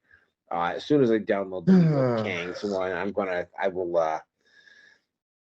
I will find the name of the movie. It was called The Black Gestapo. Anyway, let's get on with the next section here, because this one is actually going to probably be a little bit long. The V Nazi salute uses both hands to form a V, both arms outstretched. Hey, it's big enough to support my huge. Never mind. Continue. Okay, I will. All right. So the corporate section, and there's a number of things to cover in the corporate section. And I start out with Disney, and because you heard me talk about it earlier. Disney, and this is part of the reason why Nelson Peltz is able to take over. Disney has lost 40% of its stock value since firing Gina. Gina Carano was, and this is what usually happens with things like this. It's not anything major. It's usually something. Hold on a second. It's usually something small and insignificant, but it ends up being a huge costly mistake because it was one they shouldn't have made. Gina Carano didn't do anything wrong.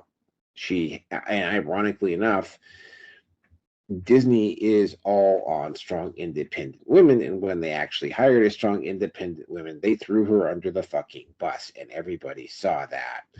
Now, that is not the only reason why Disney lost 140 million, which is about 40% of its stock value. There's been a number of other things. The consistent wokeness, the ties in with Epstein. Let's not forget that. The way they inserted themselves into the Ron DeSantis bill, the Don't Say Gay one that actually didn't say gay on it. There's been a number of issues that have occurred with Disney to cause them to lose all, and also the fact that Nelson Peltz is attempting to get himself onto the board of Disney, and the attempt at doing so is also trying to keep. There's been a number of reasons, but Disney is in serious trouble. You're probably going. I mean, I did say a couple of years ago that at least one of the major studios was going to find themselves in some serious hot water before the mid-20s. I didn't think it was going to be Disney. I thought it was going to be somebody else. Warner Brothers is potentially also going in that direction, although they didn't screw up as badly. But Disney is the one that is really starting to hurt, and it's Disney is going to have to start selling off assets at some point fairly soon in order to stay afloat, and they will probably never be the colossus that they were 10 years ago. Topic B, Vice news. Now, Vice did go bankrupt. They were getting woke. They got broke. And this was a year ago. Soros came in with money and propped them up, and they still lost money. And now they are deaf. I mean, they've still got what they're basically down to is just basically a core staff. They're basically down to being a small website that just does the occasional story here and there. But you got to understand, at one point, Vice had an entire TV network. They did some. In fact, they still do have some. If you go to Vice on YouTube, they've still got some very interesting documentaries. The only thing is that they stopped making those interesting documentaries and got fucking woke, and they started running hit pieces. One of the ones that comes out recently was the one that was targeted against the guy who was the basis for the movie Sound of Freedom.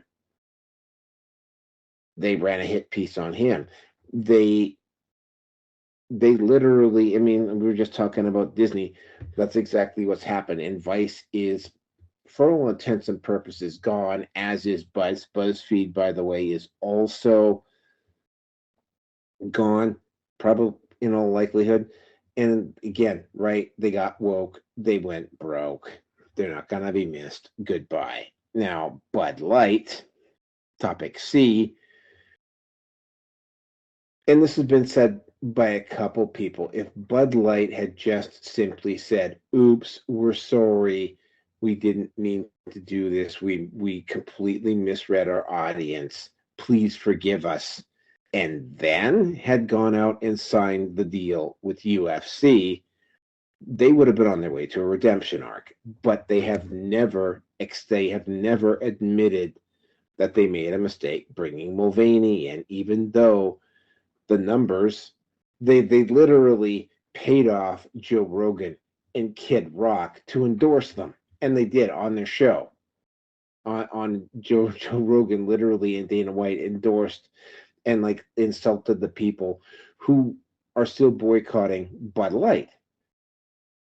And I mean, does Bud Light deserve a redemption arc? Yes, but Bud Light has never accepted responsibility for what they did. Okay, they paid off Kid Rock. You know, I mean, big deal. They paid off Joe Rogan. Big deal, right? Their sales have never rebounded. They had they literally, this is an example, same thing with Disney, right? They have the entire media industrial complex backing them up.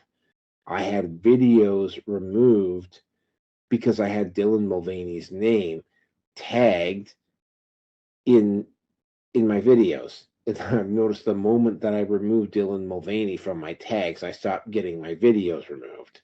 So they had Silicon Valley running block for them.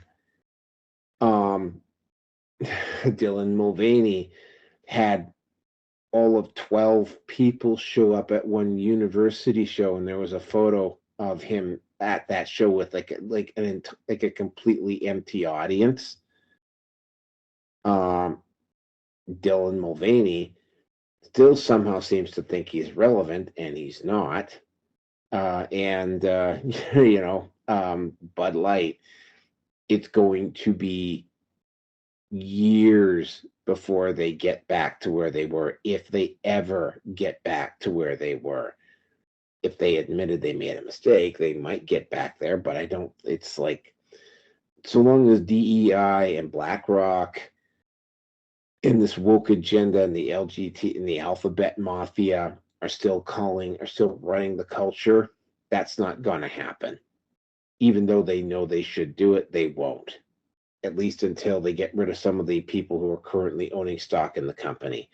And the last one, and this one, I almost considered making this a different topic, but I was kind of running out of space here. Google, right? Well, first of all, we knew about the AI drawings, right? Like we covered that on the last show. And I also talked about how the Google AI had been asked some very specific pointed questions. Among those questions was pedophilia wrong? And Google AI gave a really wishy-washy answer instead of a direct no. Well, people have gone in and they started looking and they started asking all sorts of questions. And as Andrew Torba had clearly shown, this is not just limited to race issues. The Google AI is a complete woke piece of crap, and whoever designed it needs to be fired. And why does that person need to be fired? Because, well, one, he's so basically instead of giving a direct woke answer of no, it's not wrong, it kind of like beat around the bush, like it was trying to like backpedal, like it was trying to avoid the question altogether, is what you're saying. Oh yeah, you asked it questions. For instance, Ahmaud Arbery. Because we covered that case a few times on the show. Ahmaud Arbery was not jogging when he was effectively apprehended by those guys.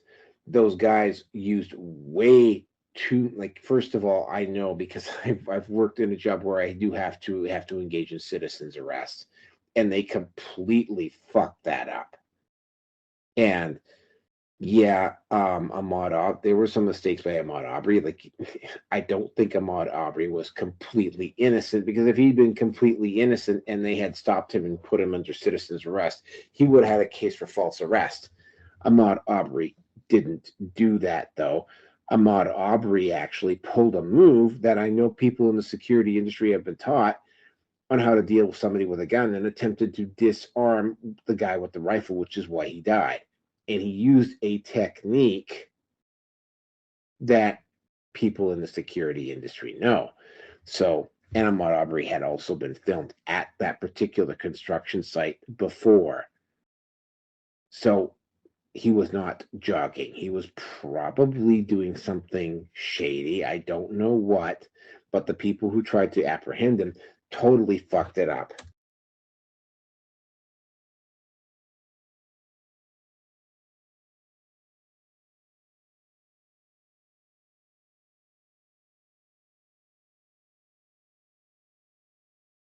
Naroki, you suddenly went silent. Yeah, sorry. I don't know what the hell happened there. Where did I go silent? You said the people who apprehended him totally fucked it up. That's the last thing I heard you say. Okay, yeah. The whole situation around the Google AI is that they've been asking it all sorts of questions, and they keep getting answers that are probably pulled. It's almost like it's getting its source material from Wikipedia, which appear again. Wikipedia, by the way, is run by a grueling anti-Trump leftist.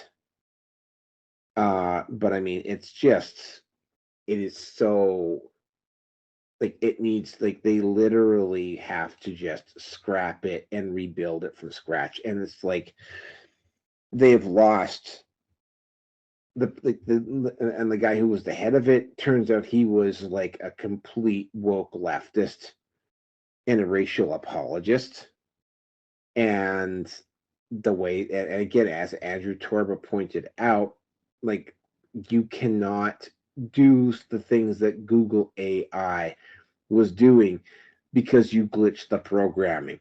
You had to go in and you had to design that programming the way it was designed on purpose, which meant that they meant to do that, and it worked just a little bit too well. The consequence of which is, and this has to be the single biggest stock drop I have. I mean, yeah, Disney has dropped 140 billion, but that 140 billion was over multiple reasons. Google lost 90 billion over this one issue, and there are, for those of you who are like looking at that going, oh well, 90 billion, oh big deal. You know what? Not most companies, like even most Fortune 500 companies, if their stock value dropped 90 billion, they'd be out of business. It is only about a 4 or 5% hit to Google's stock. It's less about the overall amount and more about the speed of the drop. It's like the difference between getting slapped in the head and shot in the head. Yeah. So the drop, and they're literally people going, "Whoa, 90 billion, big deal." Let's just dismiss that right away. An executive that costs a company, even a company worth a couple of $1 trillion, a $90 billion stock hit, his ass or her ass is fucking fired. Hey, anybody remember when Susan Wojcicki tanked YouTube to a tune of 70 million for all the censorship algorithm stuff? Or I'm sorry, 70 billion, not million. And she was on record saying that she thinks it was worth it. Yeah, that was back when Google actually had money to throw around, which they don't anymore. It just wrote, 90 billion with this just reminded me of when, Susan Wojcicki like tanked YouTube's 70 billion for all the censorship stuff, and then went on record saying, yeah, it was worth it. It's like, okay. Okay, whatever you say, Susan. Well, actually, the way YouTube is going, it might not even exist in 5 years, unless we go to war to China. TikTok is eventually going to take the limit of its videos from 3 to 10, which will allow the music producers to post up their music videos to TikTok, which will happen immediately, which will mean that's the thing. YouTube doesn't have the short content because of TikTok, and they have lost the long form content because they're being censorious assholes. So they've got the middle ground. And if somebody comes in, of course, even that, like Rumble is very quickly eating away at that edge because YouTube just keeps continuously making stupid mistakes. YouTube might not be around. And again, YouTube has had to lay people off as well. And the reason why they're laying people off is that Google was already in trouble before this started. Google had to lay off 30,000 employees less than 2 or 3 months before this happened, and then they took this hit. Because of how many videos YouTube has going literally practically back to the beginning of internet history of having videos online at all. I think they'll still be around, but they'll be MySpaced, if you get my meaning. It'll be more like go to the YouTube archives to see all the old YouTube poop videos and documentaries and whatever else, but it'll end up not being a place where people upload that much new content. Some people may upload a little, but they won't be the main running star anymore. They'll be more like they'll be relegated to a historical archive, and that's it. Yeah, pretty much. It's yeah, the people who were like saying, "Oh, 90 billion, big deal." Yeah, 90 billion is a lot. It's not a drop in the bucket. Google cannot afford. They could when Susan Wojcicki did her bullshit with YouTube a few years ago. Hold on. 90 billion over 5 years would be big deal. 90 billion that quick is a gunshot to the head. Yeah, that's a gut shot. It's not something that they can just shrug off. And apparently they're not shrugging it off. But and what's ended up happening is because now the corpse of Google is now bleeding and hurting really bad. Employees are coming out and revealing, of course, anti-white racism, corporate bullying, all of that other stuff about Google is coming out. And this is going to be, and just like how Gina Carano's firing with Disney started this downward spiral for Disney. This is something specifically for white Europe people of European descent in North America, which, by the way, is still the majority of people in North America. People of that white, we'll call them Europeans, we'll just call them white North Americans, are now aware of what's gone on. Right now, they're paying attention. If you go onto boards now, you're like seeing. I'm seeing stuff like, you know what? Maybe we should stop. Maybe we should stop looking the other way. I'm getting a little sick and tired of being held responsible because there's some asshole white cops, or because maybe one of my ancestors had fucking slaves 200 fucking years ago, etc., etc., etc., etc. It's sort of like I'm getting sick and tired of being held for something that I didn't do back then when you got people doing bad shit now. Right? That's the scuttlebutt. I don't think it's going to go anywhere now, but it's like, yeah. What Google did is that it got people's attention, and it could have. Again, Raging Golden Eagle talked about this years ago, right? He mentioned that, oh, well, yeah, Google, well, we can take $1 billion here. We can take 10 billion here. We can take it. He was specifically talking about the Susan Wojcicki thing. It's sort of like, oh, we can take a $70 billion hit here. And it's like, it's death by 1,000 cuts. Except now, it's not a little cut anymore. It's a big cut. And it exposed everything else that Google is doing. And now Google is under the microscope, and Sundar Pichai is going to have to go back to Congress, and he's going to go back, if he has to ever go back to Congress or the Senate to testify, he will be dealing with a group of people in D.C. who will be a whole lot more net savvy than they were the last time he was there. And Jack Dorsey and the folks over at Twitter and Twitter Files found that out the hard way. And Sundar Pichai will find out as well. And with that, I'm going to turn it over to Kelso.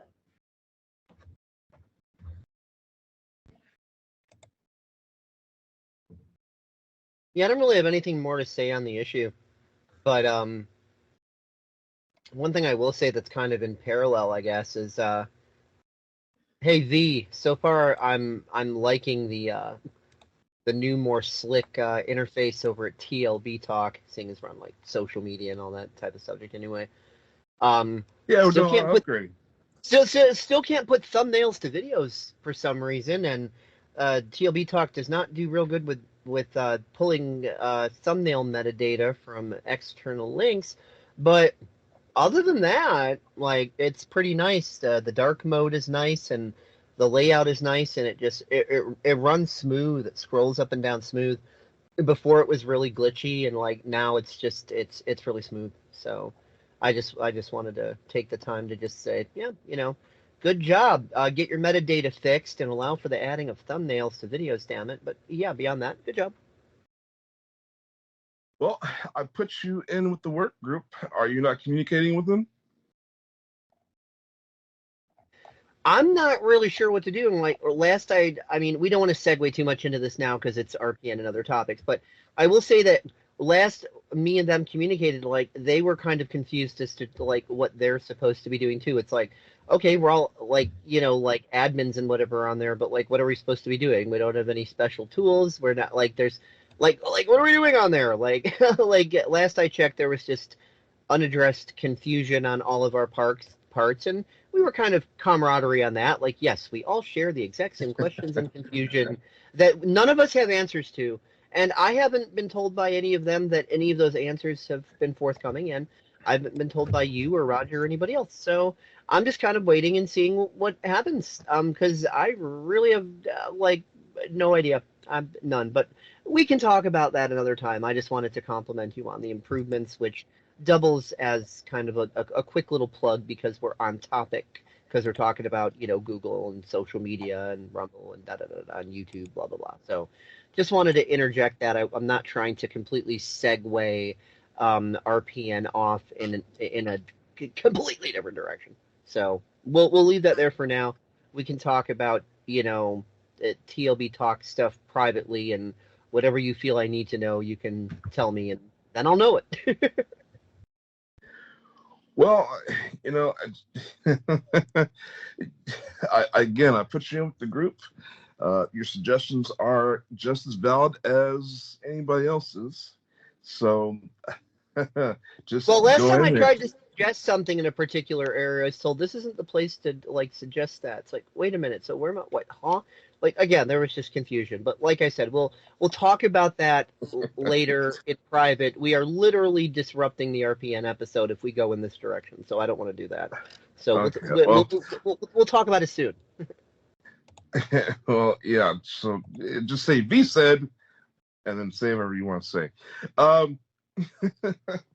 Yeah, I don't know. Google. I mean, Google can take hits. Google actually can take hits like, the 90 billion, because at the end of the day, Google is a CIA project, a CIA front company, and it's going to have the bailout because it's part of infrastructure. So they're not too worried about so much of taking hits because they have insurance. Yeah. I mean, that's, again, our tax dollars. We're going to pay for it. We'll complain. We'll rage against the system. But at the end of the day, you're paying an extra 50% back after you've gotten your taxes back from tax refunds. And you got to pay another 50% back to them. And they'll give you a BS reason. But that's the reason why. That's the real reason why. For the infrastructure that is put into place to control us. When another platform gets bigger than Google, then that's when they have to worry, because then the government will do what they do best to take over that company,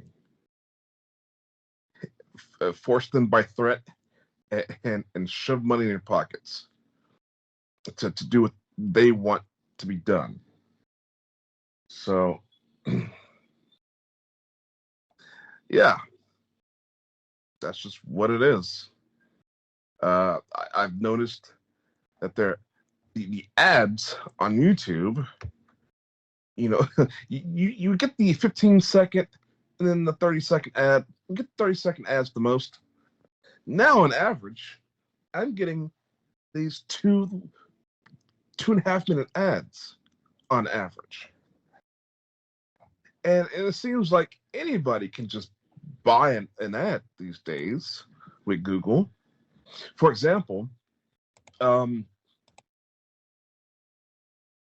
there's one ad that I was interested in, and I visited the site, and I left my contact information because I was interested in the product. And the very guy from that commercial calls me,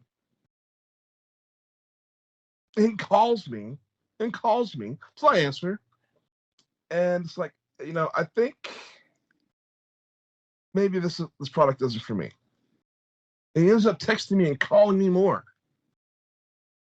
I was like, does this guy have a staff? Why is this guy from the commercial calling me?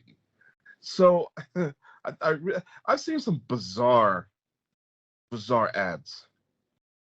I think really they're taking anybody with money.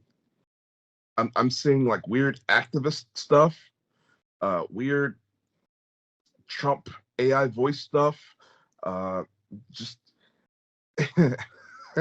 stuff that they usually censor, actually. Some activist stuff. And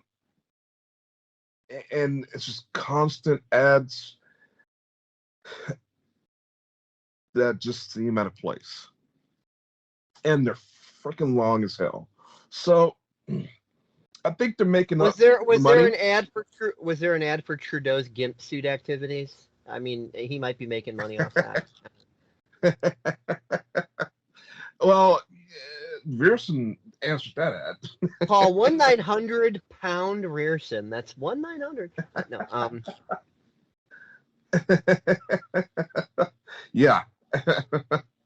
Exactly. So yeah, Google's going to be around until somebody's bigger, and that's my take on that.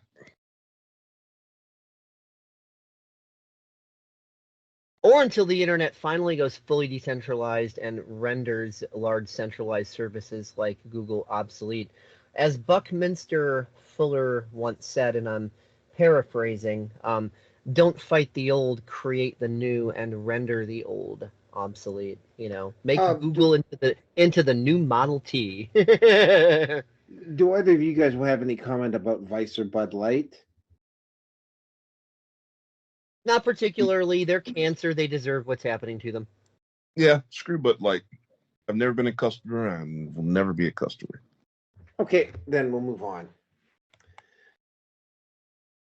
Okay, and we might go into Aaron Bushnell if we've got the time. But we will just go into James O'Keefe.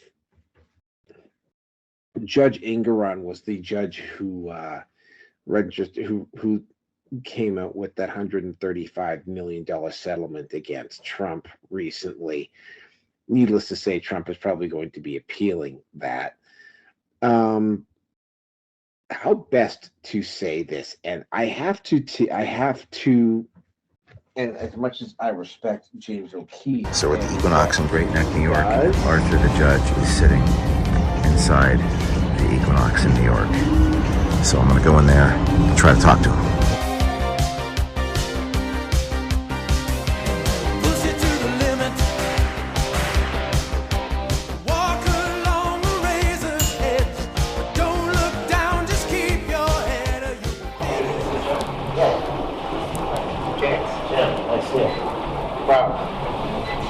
I love you. Can I take a selfie with you? Sure. I know why you're here too. What's that? I said I know why you're here. Oh yeah? Absolutely, 100%. When did you get here? Like now usually.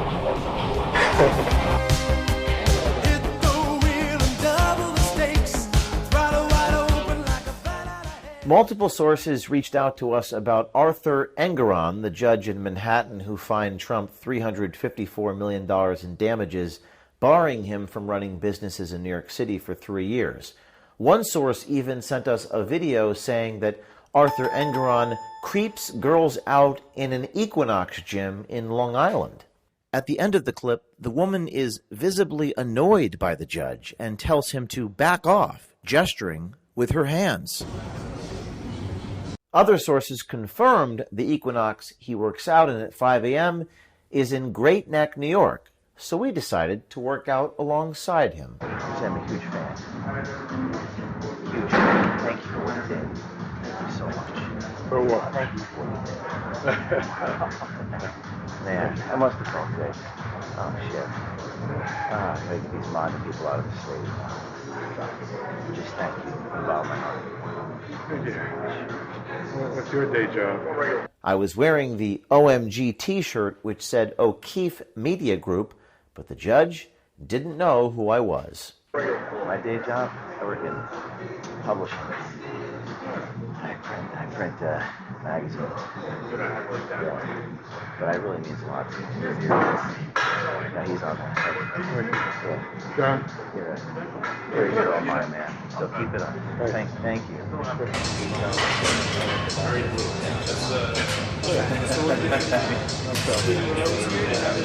Yep. You need to get one. 10 and 15 reps. We want to keep a nice tall chest, pull it down nice and low. I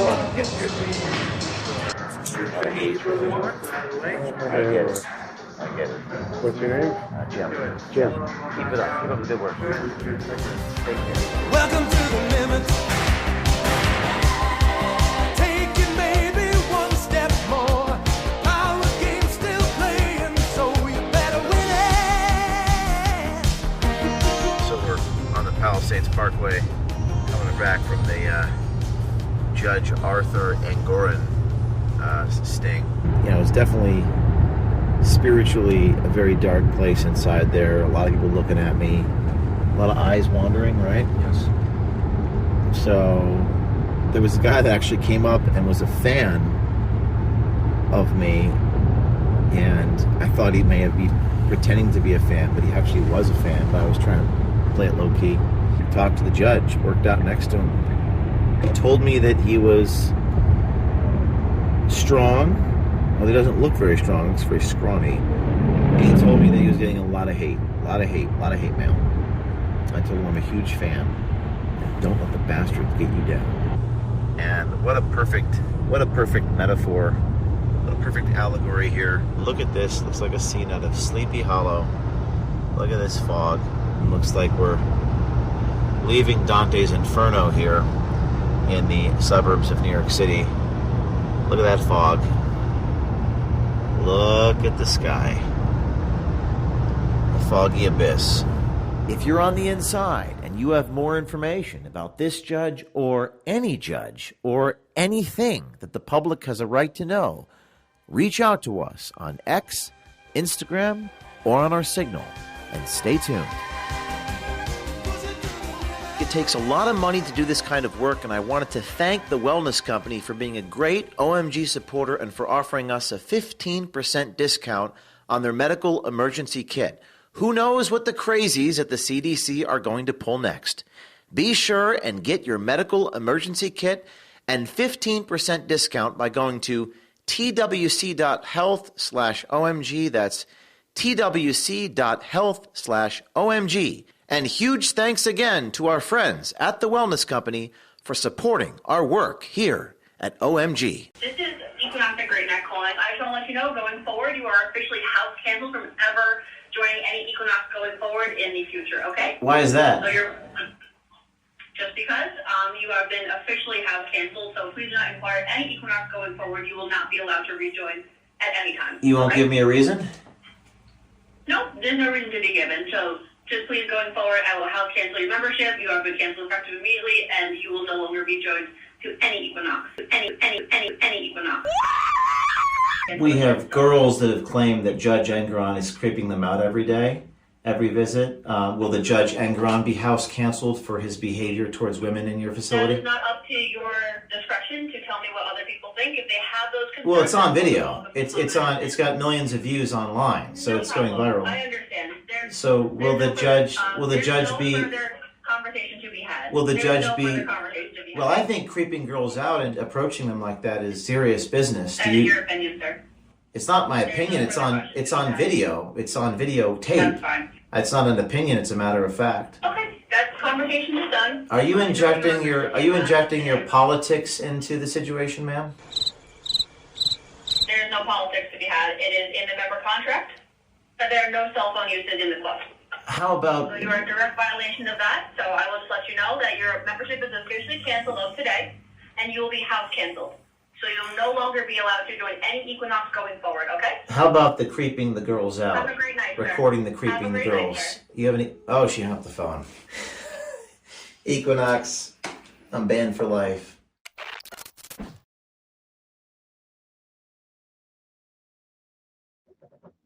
You know, when I saw the video on this, I didn't see enough conclusive evidence. Like you can, when you're talking about an issue of creeping out chicks in the gym. Now, this is one of these topics that goes on in the Manosphere, and I really haven't covered it on this particular show very often, because if I did, I'd be putting up a video every goddamn week.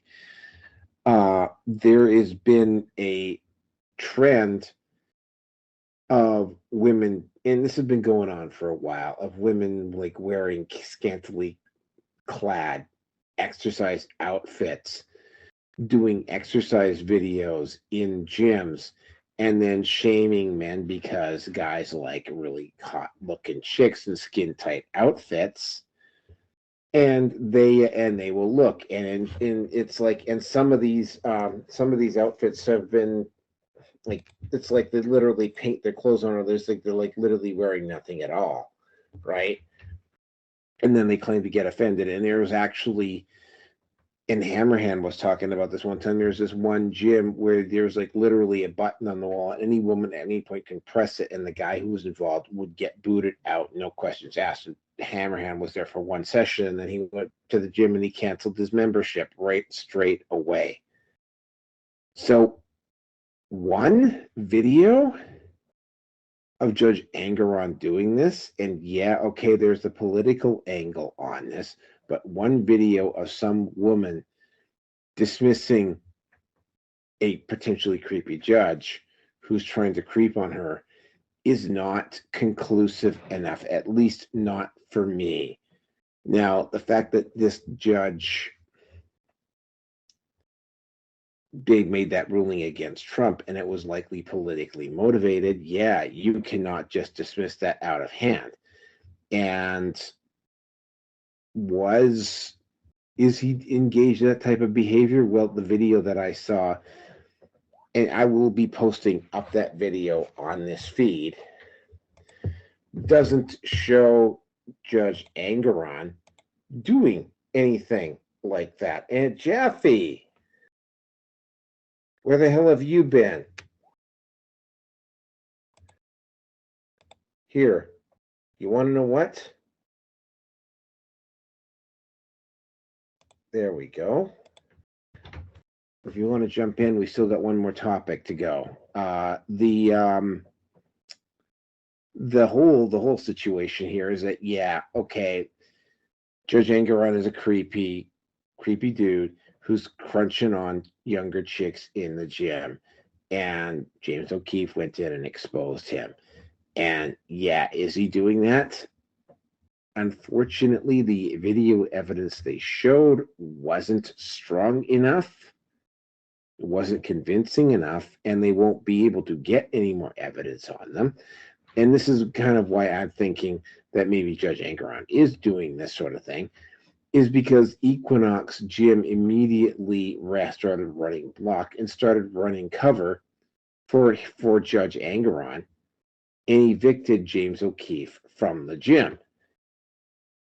And of course, you don't do this stuff with James O'Keefe. You don't come in with a half-baked story, and you don't go after James O'Keefe without having your P's and Q's. together, right? And the gym person who called James O'Keefe was getting owned on the radio and on the phone, and she eventually just hung up on him. But it's like, the gym was running cover for the guy. Now, if he was actually doing what he was doing, then they're running cover for a creep. But they're going to need more conclusive evidence than what they showed for me to buy into it. And I'm sorry if that is maybe stepping on the toes of a few people here, but I have experienced false accusations a number of times, and I've had a couple of near misses in gyms where some chick just decided it was fucking about her, and that was it. And I was able to kind of sidestep the problem. But I mean, yeah, gyms are a problem. So an accusation leveled at the judge is going to need some more conclusive evidence than what they did. Yeah, the fact that the gym ran cover for Judge Engoron kind of suggests that maybe he is guilty, but it's not conclusive enough. And with that, I'm going to turn it over to Dave. I really only have one thing to say on that.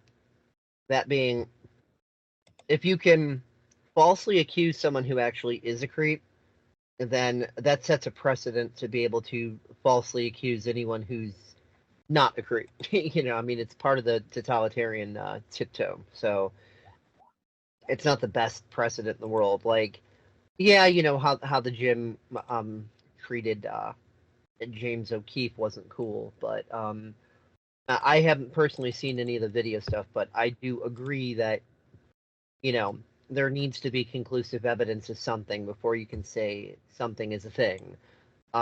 If there isn't, then, it's just gossip. It's he said, she said. It's conjecture. It's a subjective perspective. It's not really anything tangible, and dealing with that sort of stuff can, do more harm than good. It's one of the problems that a lot of people in the so-called, truth movement have too. Like, yeah, well, it's true that like the ruling class are what they are and do what they do and et cetera, et cetera. There's a lot of times that people will just jump the gun on a particular thing and inadvertently overblow something, and then the normies will see that it's overblown. It'll be obvious that it's overblown, and then the normies will end up having this opinion based on that that's like, oh, well, this is what the truth movement's about. They're overblowing everything, so therefore the mainstream must be right, and these truther people are just right-wing extremists, and so, like, it's not good to do that. People need to maintain credibility, otherwise, it just doesn't, it's just not good. And that's really all I have to say about that.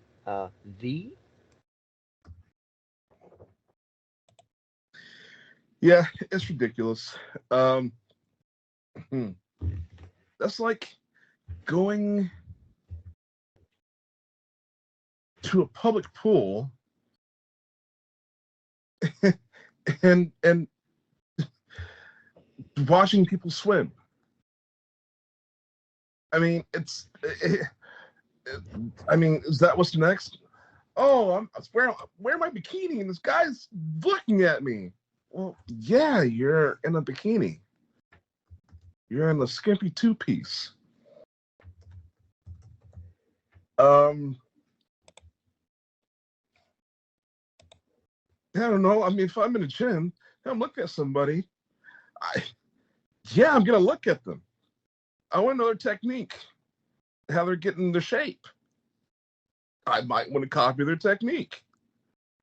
Somebody gonna say I'm sexually harassing them? That's ridiculous.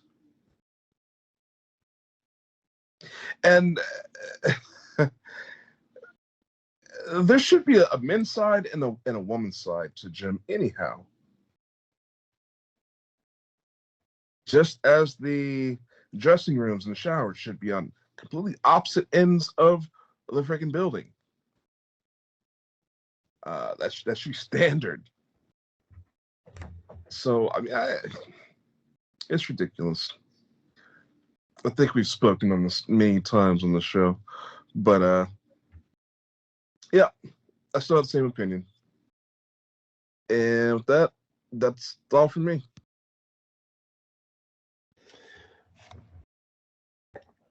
Jaffe, are you here?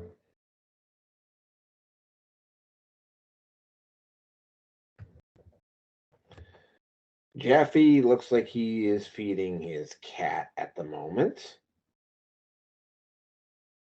Is that code word for Trudeau took him to? He's pounding him in the Trudeau ass? took him. Yeah. he's Okay, getting pounded. we're gonna Maybe Jaffe's just getting some pussy. That's all. You know what happens. Okay, Yeah, I think it's more code word. Yeah, that's what it is. That's exactly what it is. Yeah, Jaffe, you don't jump on and expect to get it in. Okay, so I'm going to just ask this question because it is 12:05. It's getting late for me here because I do have to be up at a somewhat decent time. Do we want to cover Aaron Bushnell, the U.S. Airman who set himself on fire? Sure, why not? Okay, all right. Then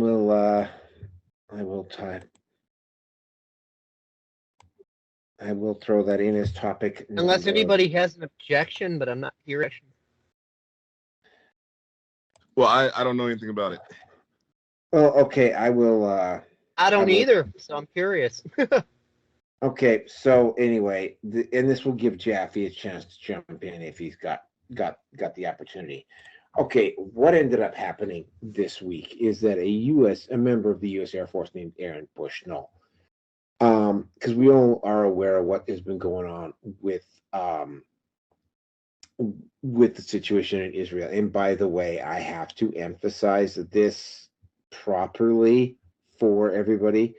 From the river to the sea, Palestine will be free, would entail the elimination of Israel as a state. I have seen people on Instagram and Twitter post up tweets where they're basically calling for the genocide of the Jews living in Israel, which is unacceptable. That being said, a lot of the propaganda and the way the propaganda is being worded here is that, I mean, basically, they are using the colonizer, the aggressor victim mode, in which case the victim is justified in doing whatever they feel they have to do in order to free themselves from their oppressor. I'm against the governments on both sides, and I'm all for the people on both sides. So I'm for the Palestinian people, and I'm for the Israeli people, and I'm against the Hamas government, and I'm against the Israeli government. Both governments can go get fucked in a piranha tank. That would be pretty much my opinion as well. The propaganda, I mean, keep in mind, you had Palestinian protesters actually storm the Capitol building and nobody got arrested for it. I'm not saying that as a person who is sympathetic towards one side or the other, because I don't have a dog in that fight. But what ended up happening is that Aaron Bushnell came to D.C., bought himself a can, I don't know whether it was lighter fluid or gas, and he went to the front door of the Israeli embassy in Washington, D.C., poured the gasoline on himself, set himself on fire, and started screaming, "Free Palestine."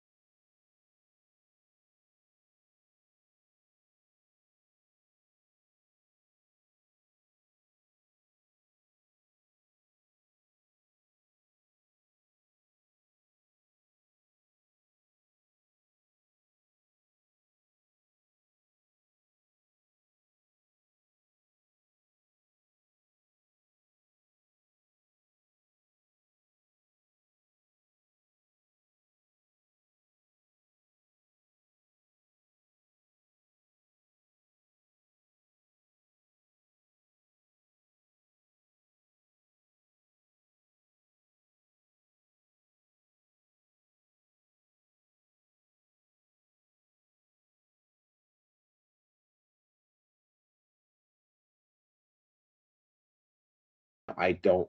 He kind of explains there in the reason in the video why he's doing that. I don't agree with that. I personally think the guy's. I mean, because he did it for a situation that he clearly does not have a dog in that fight, at least as far as I can tell. But ultimately, what it came down to is that, but compared to what you know, people that have somebody been experiencing in Palestine at felt the hands of their necessary colonizers, to set themselves it's not on extreme at all. fire. Sounds like over some something- sounds like some MK Ultra shit to me. That they would want to set themselves on fire over a situation that they have literally no stake in either side. Yeah, is either what you're saying, Kelso, either some MK Ultra stuff or it is he's just completely out to lunch. And with that, I'm going to turn it over to you, Kelso. Yeah, sounds to me like it's either MK Ultra or dude's off his meds or something. Very disturbed. Because, just to recap, I mean, in October, it was a false flag. People can look into this stuff.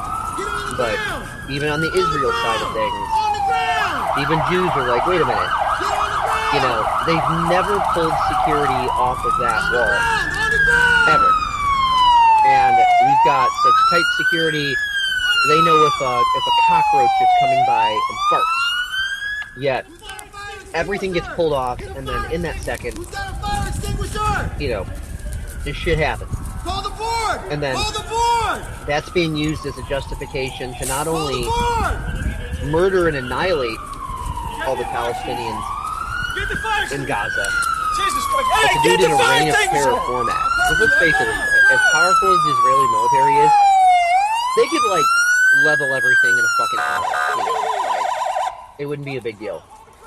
They can just kill everybody, level everything, have it done in an hour. They don't have to prolong it to weeks and months of a reign of terror against them. So, the Israeli government, and, I'm going to say it like this because there is such a thing, and they're, one might say Jewish extremists, I'd rather say Zionist extremist supporters because there's plenty of Jews and rabbis and stuff that do not support Zionism, and Zionists are what these people are. There's radical extremists in anything, right? Extremist, there's Christian supremacists, Muslim supremacists, Zionist supremacists, insert anything before the word supremacist, and it's probably a thing. So anyway, the Israeli government and the Zionist supremacists, they're looking to do this reign of terror thing on all the Palestinians instead of just wiping them out immediately, wholesale. So then, on the other side, like you said, there's people that are just as radicalized against, that they have their Islamic supremacy and are radicalized against the Jews and so on. And so they're like, hey, we see what they're doing to Israel. Well, fuck that. We don't want to stop it. We don't want a ceasefire. We want it reversed. We just want to go annihilate all the Jews and then, take that over and da-da-da-da-da. So, it's not nice regardless of who's doing it, which is why I say I'm on the side of the people on both sides and against the side of the government on both sides. So, yeah, I'm pro-peace.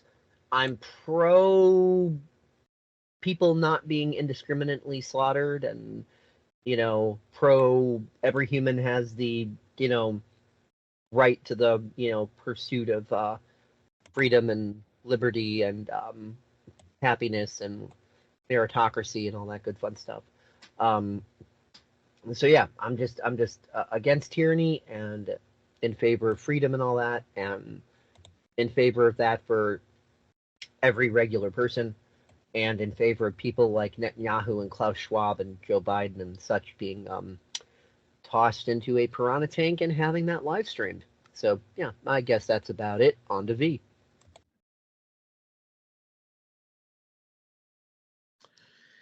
Yeah. Well, isn't there always that guy that sets himself on fire? I mean, that's like always a thing, right? Or they gotta strap themselves to something or starve themselves. Um, yeah, I don't agree with any of that either. If you've got a cause and there's somebody screwing up, you take the pain to them. The self-destruction, self-mutilation, self-deprecation, anywhere's attack. You're gonna do the work of the enemy for them. That's retarded. People so people are so programmed that they can't do anything to somebody that they just it just blows my mind. I don't know. It just self-sabotage is a powerful drug, my friend, and a lot of people seem to be addicted. Yeah, I mean that's one thing I don't get. I can say I get 99% of the spectrum out there. That's the 1% that I just do not get. So, yeah, I mean, I'm with you guys. I'm pro the people. Screw the governments, because any level of I mean, let's just be real about it. All the problems stem from the government. I don't know any Palestinians. There's no Palestinians that know me. Well, actually, no, I take that back. I do have some on my staff. Well, but you get the point. I've not been victimized by anybody in my life outside of the government, really. All these problems in the world, I mean, I don't know if Billy Joe on the other side of the freaking mountains is cornholing his goat, or it's some guy in some mud hut, another part of the world, also cornholing his goat. That has nothing to do with me. As Max Egan likes to say, all problems in the world have been legislated to exist. Exactly. So whatever conflicts that we have, it's not our problem. It's not a real problem because we didn't create it. However, the principalities, the powers that be, Corinthians 6:12, our problems, our war is not with with each other, it's with the freaking establishment, all right? So right there in the Bible. And I hate how Christians, so-called religious people, they pick and choose what they want to believe and what they want to follow. I understand a lot of these texts and these beliefs are also contradictory, but I'd say I'd say the one true world religion is statism, the worship of human authority, and people who think they're Jews, Christians, atheists, whatever they think they are, like that's secondary. Like, they will totally drop their morality in a hot second if government orders them to do so. They will love who government says to love, hate who government says to hate, do what government says to do, believe what government says to believe, and them being otherwise Christians or Jews or whatever goes out the window in that second. Their real God has given them a command, and they obey. And the screwed up thing is, authority doesn't exist. It's a made-up concept. You go out into the world, you go out in the middle of a field, on the top of a mountain, in the middle of a jungle, you're not going to find authority growing out of the ground. That's why I say perceived authority. I never just say authority. I say perceived authority. Yeah, it's not real. So people need to be real with themselves and deal with reality on reality's terms. I do agree as far as, render unto Caesar what is Caesar's. But outside of that, you need to respect yourself, understand that you have sovereignty, and don't let anybody take that from you. If you want to fight for other people's, that's great. Just do it within reasonable means. Adulthood has become a state of extended adolescence, and freedom and sovereignty require taking personal responsibility, and people want to be coddled. Mommy and daddy have been replaced by government, basically, so they want their noses wiped for them and their boo-boos kissed and all that, and they don't want to take personal responsibility or empowerment or sovereignty. There's convenience in being a victim, because then you can cast blame, you don't get to take any, and you could depend on somebody else to meet the needs that you should be meeting for yourself. Victimization and fear and suffering and all that, that's a huge addiction, because people can skirt responsibility, point the finger elsewhere and go, oh, no, it was them. Oh, well, who empowers government? We do, by our compliance with it. If we looked at government and said, yeah, we're not going to listen to you anymore, what could that minority of people in government do? Like cry like a 3-year-old? The people aren't listening to us anymore. Yeah, it's us that gives government their power. Government has no power of its own. None. Zero. Our silent consent. Yes. Government is a thought form. Just like fiat money is a belief system. It only works for as long as we believe it. The second we don't, it's gone. It's a psychosis. It's a mental illness in itself. Absolutely. With that, I'm good. Evil, that's what evil is. There are no evil people, as it were, but there are people who are inflicted with the mental disorder that we can call evil.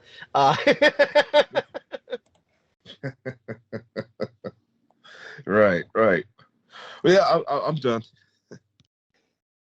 Okay, hold on a second here. Let me just Jaffe. If Jaffe's done getting pussy, maybe he might want to say something before we close out. I don't know. Yeah, Jaffe, if you're going to jump on, you need to jump on now. No, I was feeding the cats. That's right. So, what's the issue at hand? I heard a lot of. Okay. Yeah. We're talking about, you're on the last topic here. We're talking about Aaron Bushnell, that from the Air Force, that set himself on fire in front of the Israeli embassy in Washington, D.C. And it's the last topic we've got. So, yeah, you get to take us out. With Aaron Bushnell. With Aaron Bushnell, yeah. Jeez, the Tibetans have been doing that for years, the self-immolation. And of course, it's in response to China's occupation of Tibet, obviously. And Vietnam, I'm not sure the monk's name, but he famously set himself ablaze, sat down some meditative state, didn't really seem to move too much, barely even flinched. But these sort of things, they do leave their mark. They do have an impact, and sometimes leading people to adopt a new perspective or view regarding the issues. So I guess I don't know what are the implications. He was sort of did he have access to secret intel? There have been reports floating around pertaining to that being the case. Also, he's more or less a leftist type activist, or was. And was he suffering from some sort of serious mental illness or psychosis, or was he just very philosophically committed and felt that what he was about to do was the right thing in support of the cause, i.e., Don't forget drawing. MK Ultra. MK Ultra is a possibility. Oh, well, sure. I mean, yeah, I guess anything is, right? So, but anyways, that's he's presumably he's dead. What was interesting, I didn't really look into it all that much, other than it did strike me as rather odd how the on-site security, the first thing they did was draw their weapons rather than try to come to his aid, throw a blanket around him or fire extinguishers, of course, which it took a little bit too much time. Well, I mean, I think they're probably trained to deal with potential somebody like setting themselves on fire and running at them is maybe what they were thinking. Yeah, self-immolation, that was definitely something that happened in Vietnam, especially in South Vietnam, especially in the 60s. I can't remember. I think it was this one woman in government in Saigon who was really, she was just like a dogmatic theistic bigot would probably be the best word to describe her. And she was going down really hard on the Buddhists. That's what I was led to understand, but I don't know the full history. She would have been, well, you're talking Catholic then, presumably, because I think that's the other dominant force, from the religion standpoint, the Vatican holding sway.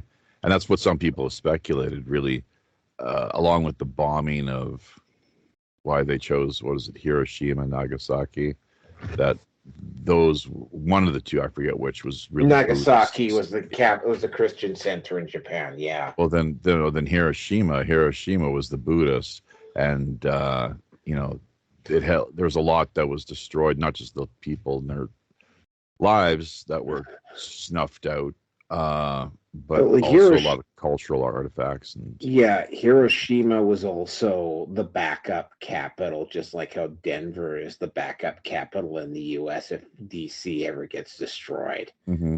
So have people been talking? I guess you've covered the whole Israel Palestine business, which, as far as I'm circumcised, like Israel has supplanted itself, or they're serving essentially as well, what is the word now? Interlopers is the one term it keeps coming to mind.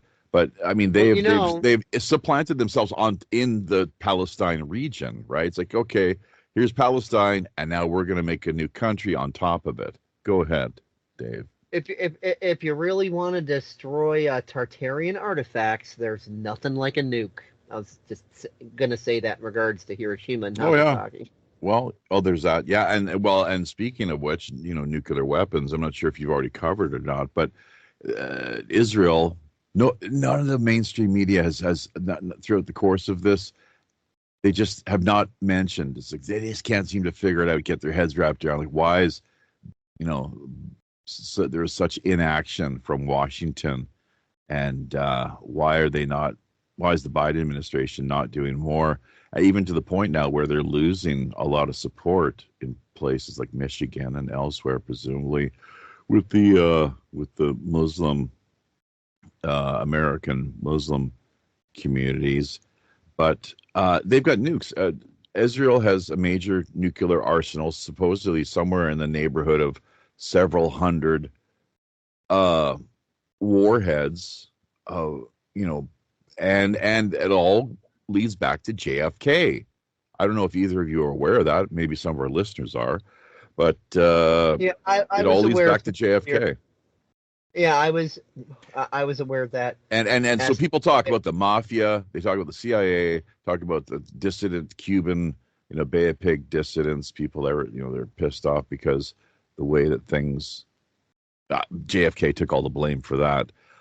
Which he never even signed off on in the first place, as far as I honestly, recall. Israel never comes up. Israel had a lot to gain. And do you know the Ben Gurion angle? How Ben Gurion was pushing hard for nuclear weapons, and JFK said, you're not going to have them, no bloody way, over my dead body. And that's what became of it all in just a couple of months. He was toast. Well, Jack some Rubenstein. inaction from our government would be great. We shouldn't be giving Israel all the money we've been giving them for years. We shouldn't be giving them anything. All that's none of our business over there. We should stop being the Mrs. Kravitz of the Middle East and butt out, for anybody who understands the Bewitched reference.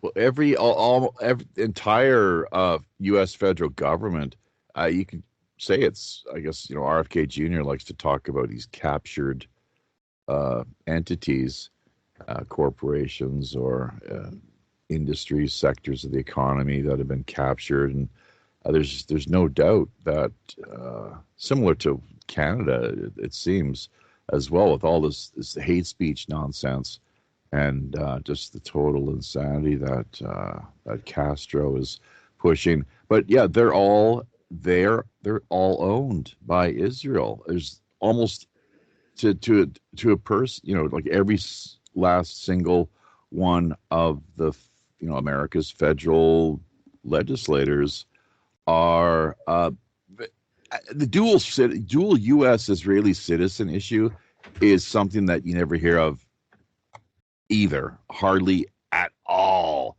It's kind of like the electronic voting BS. Like, why is nobody talking about that, including the likes of Trump or RFK Jr.? Why are they not? Rand Paul, I mean, it's supposed to be the big, such an advocate of truth and freedom.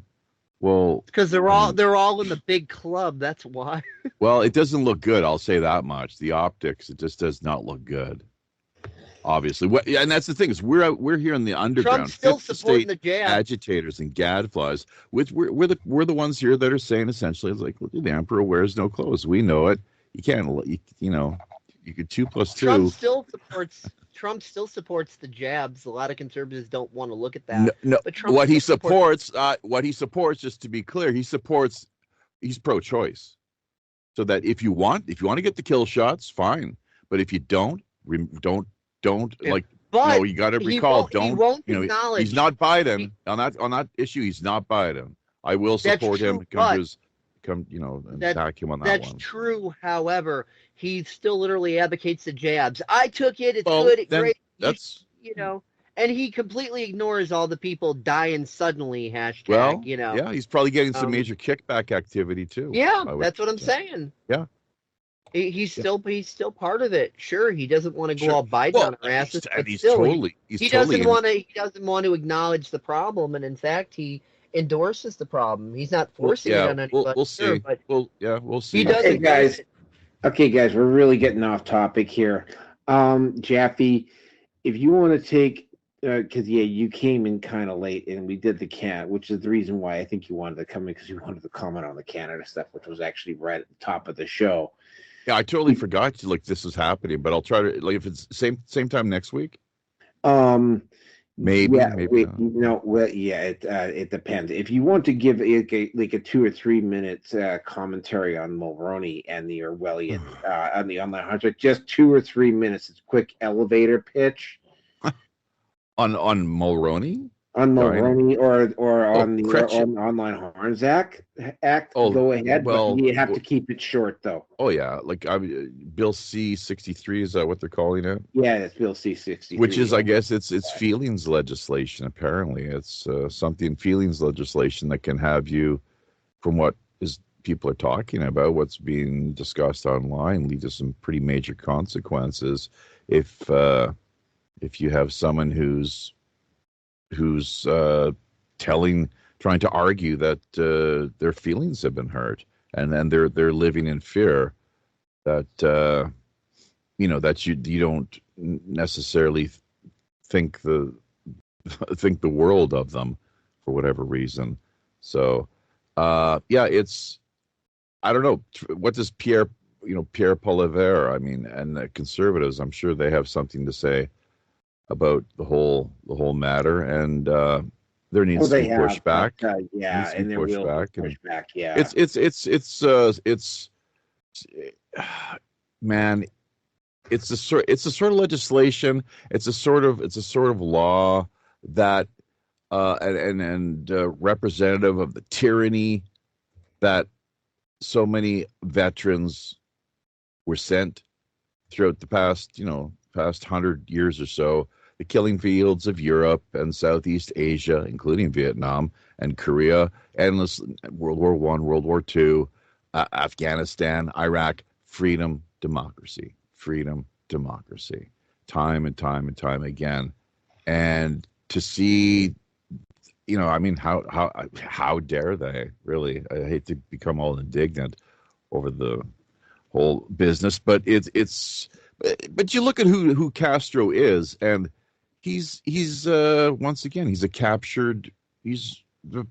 as Klaus Rothschild, aka Schwab, head of the World Economic Forum, has bragged about openly. I mean, how arrogant can you be?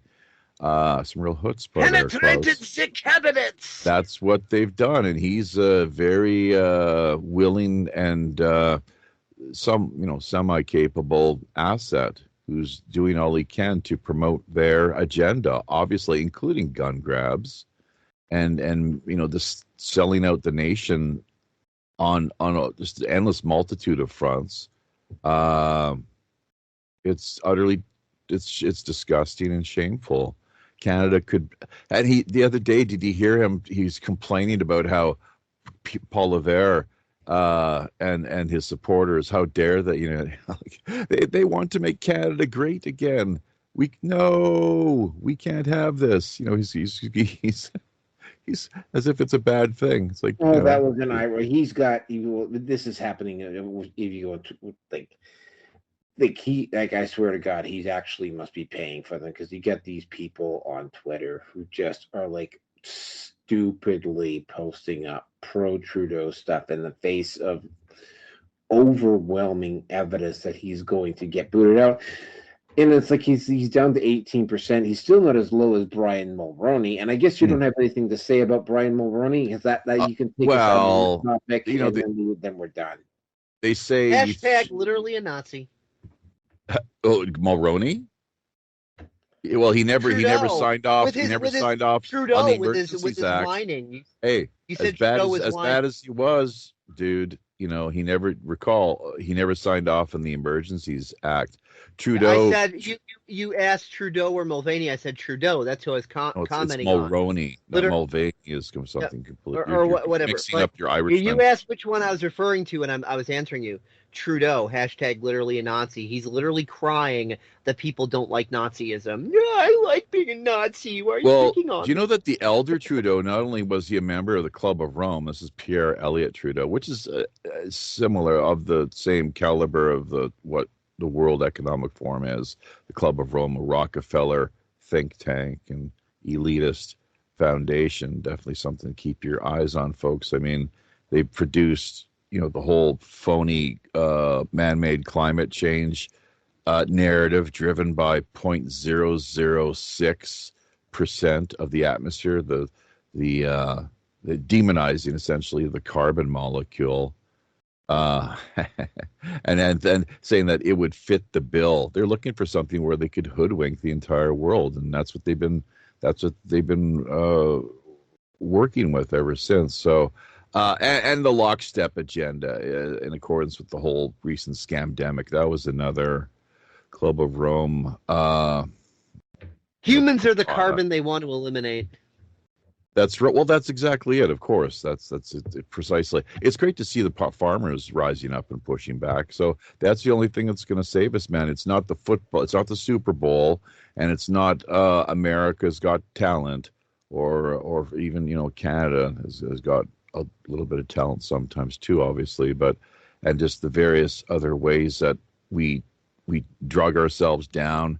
And it's awful the way that we're stuck, like on the hamster wheel, working to pay the rent.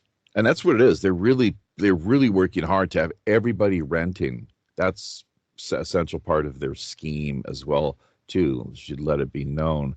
And then they push back saying, "Oh, misinformation, disinformation." Yeah.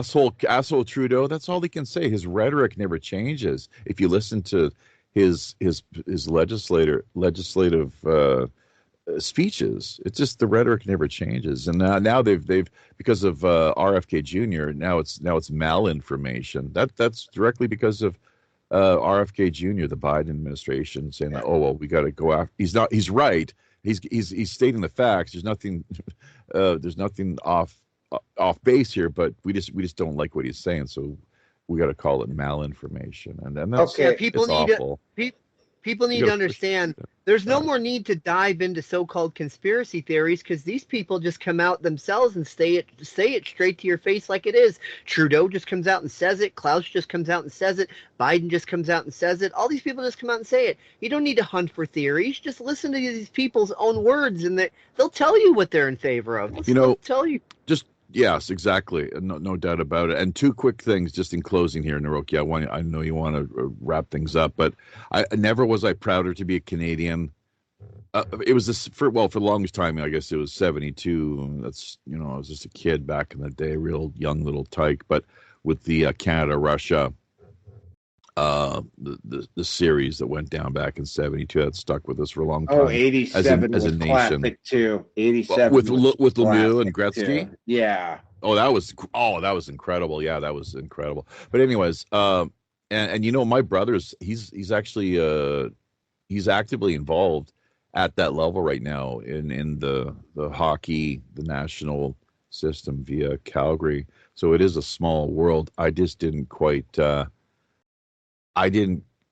the killer instinct, So long story, you can only hockey is it's just ridiculous. Anyway, but let me just finish. I've never been finish the point. Never been prouder than with the Freedom Convoy, seeing that all play out. I'm totally supportive, of course, and really patriotic.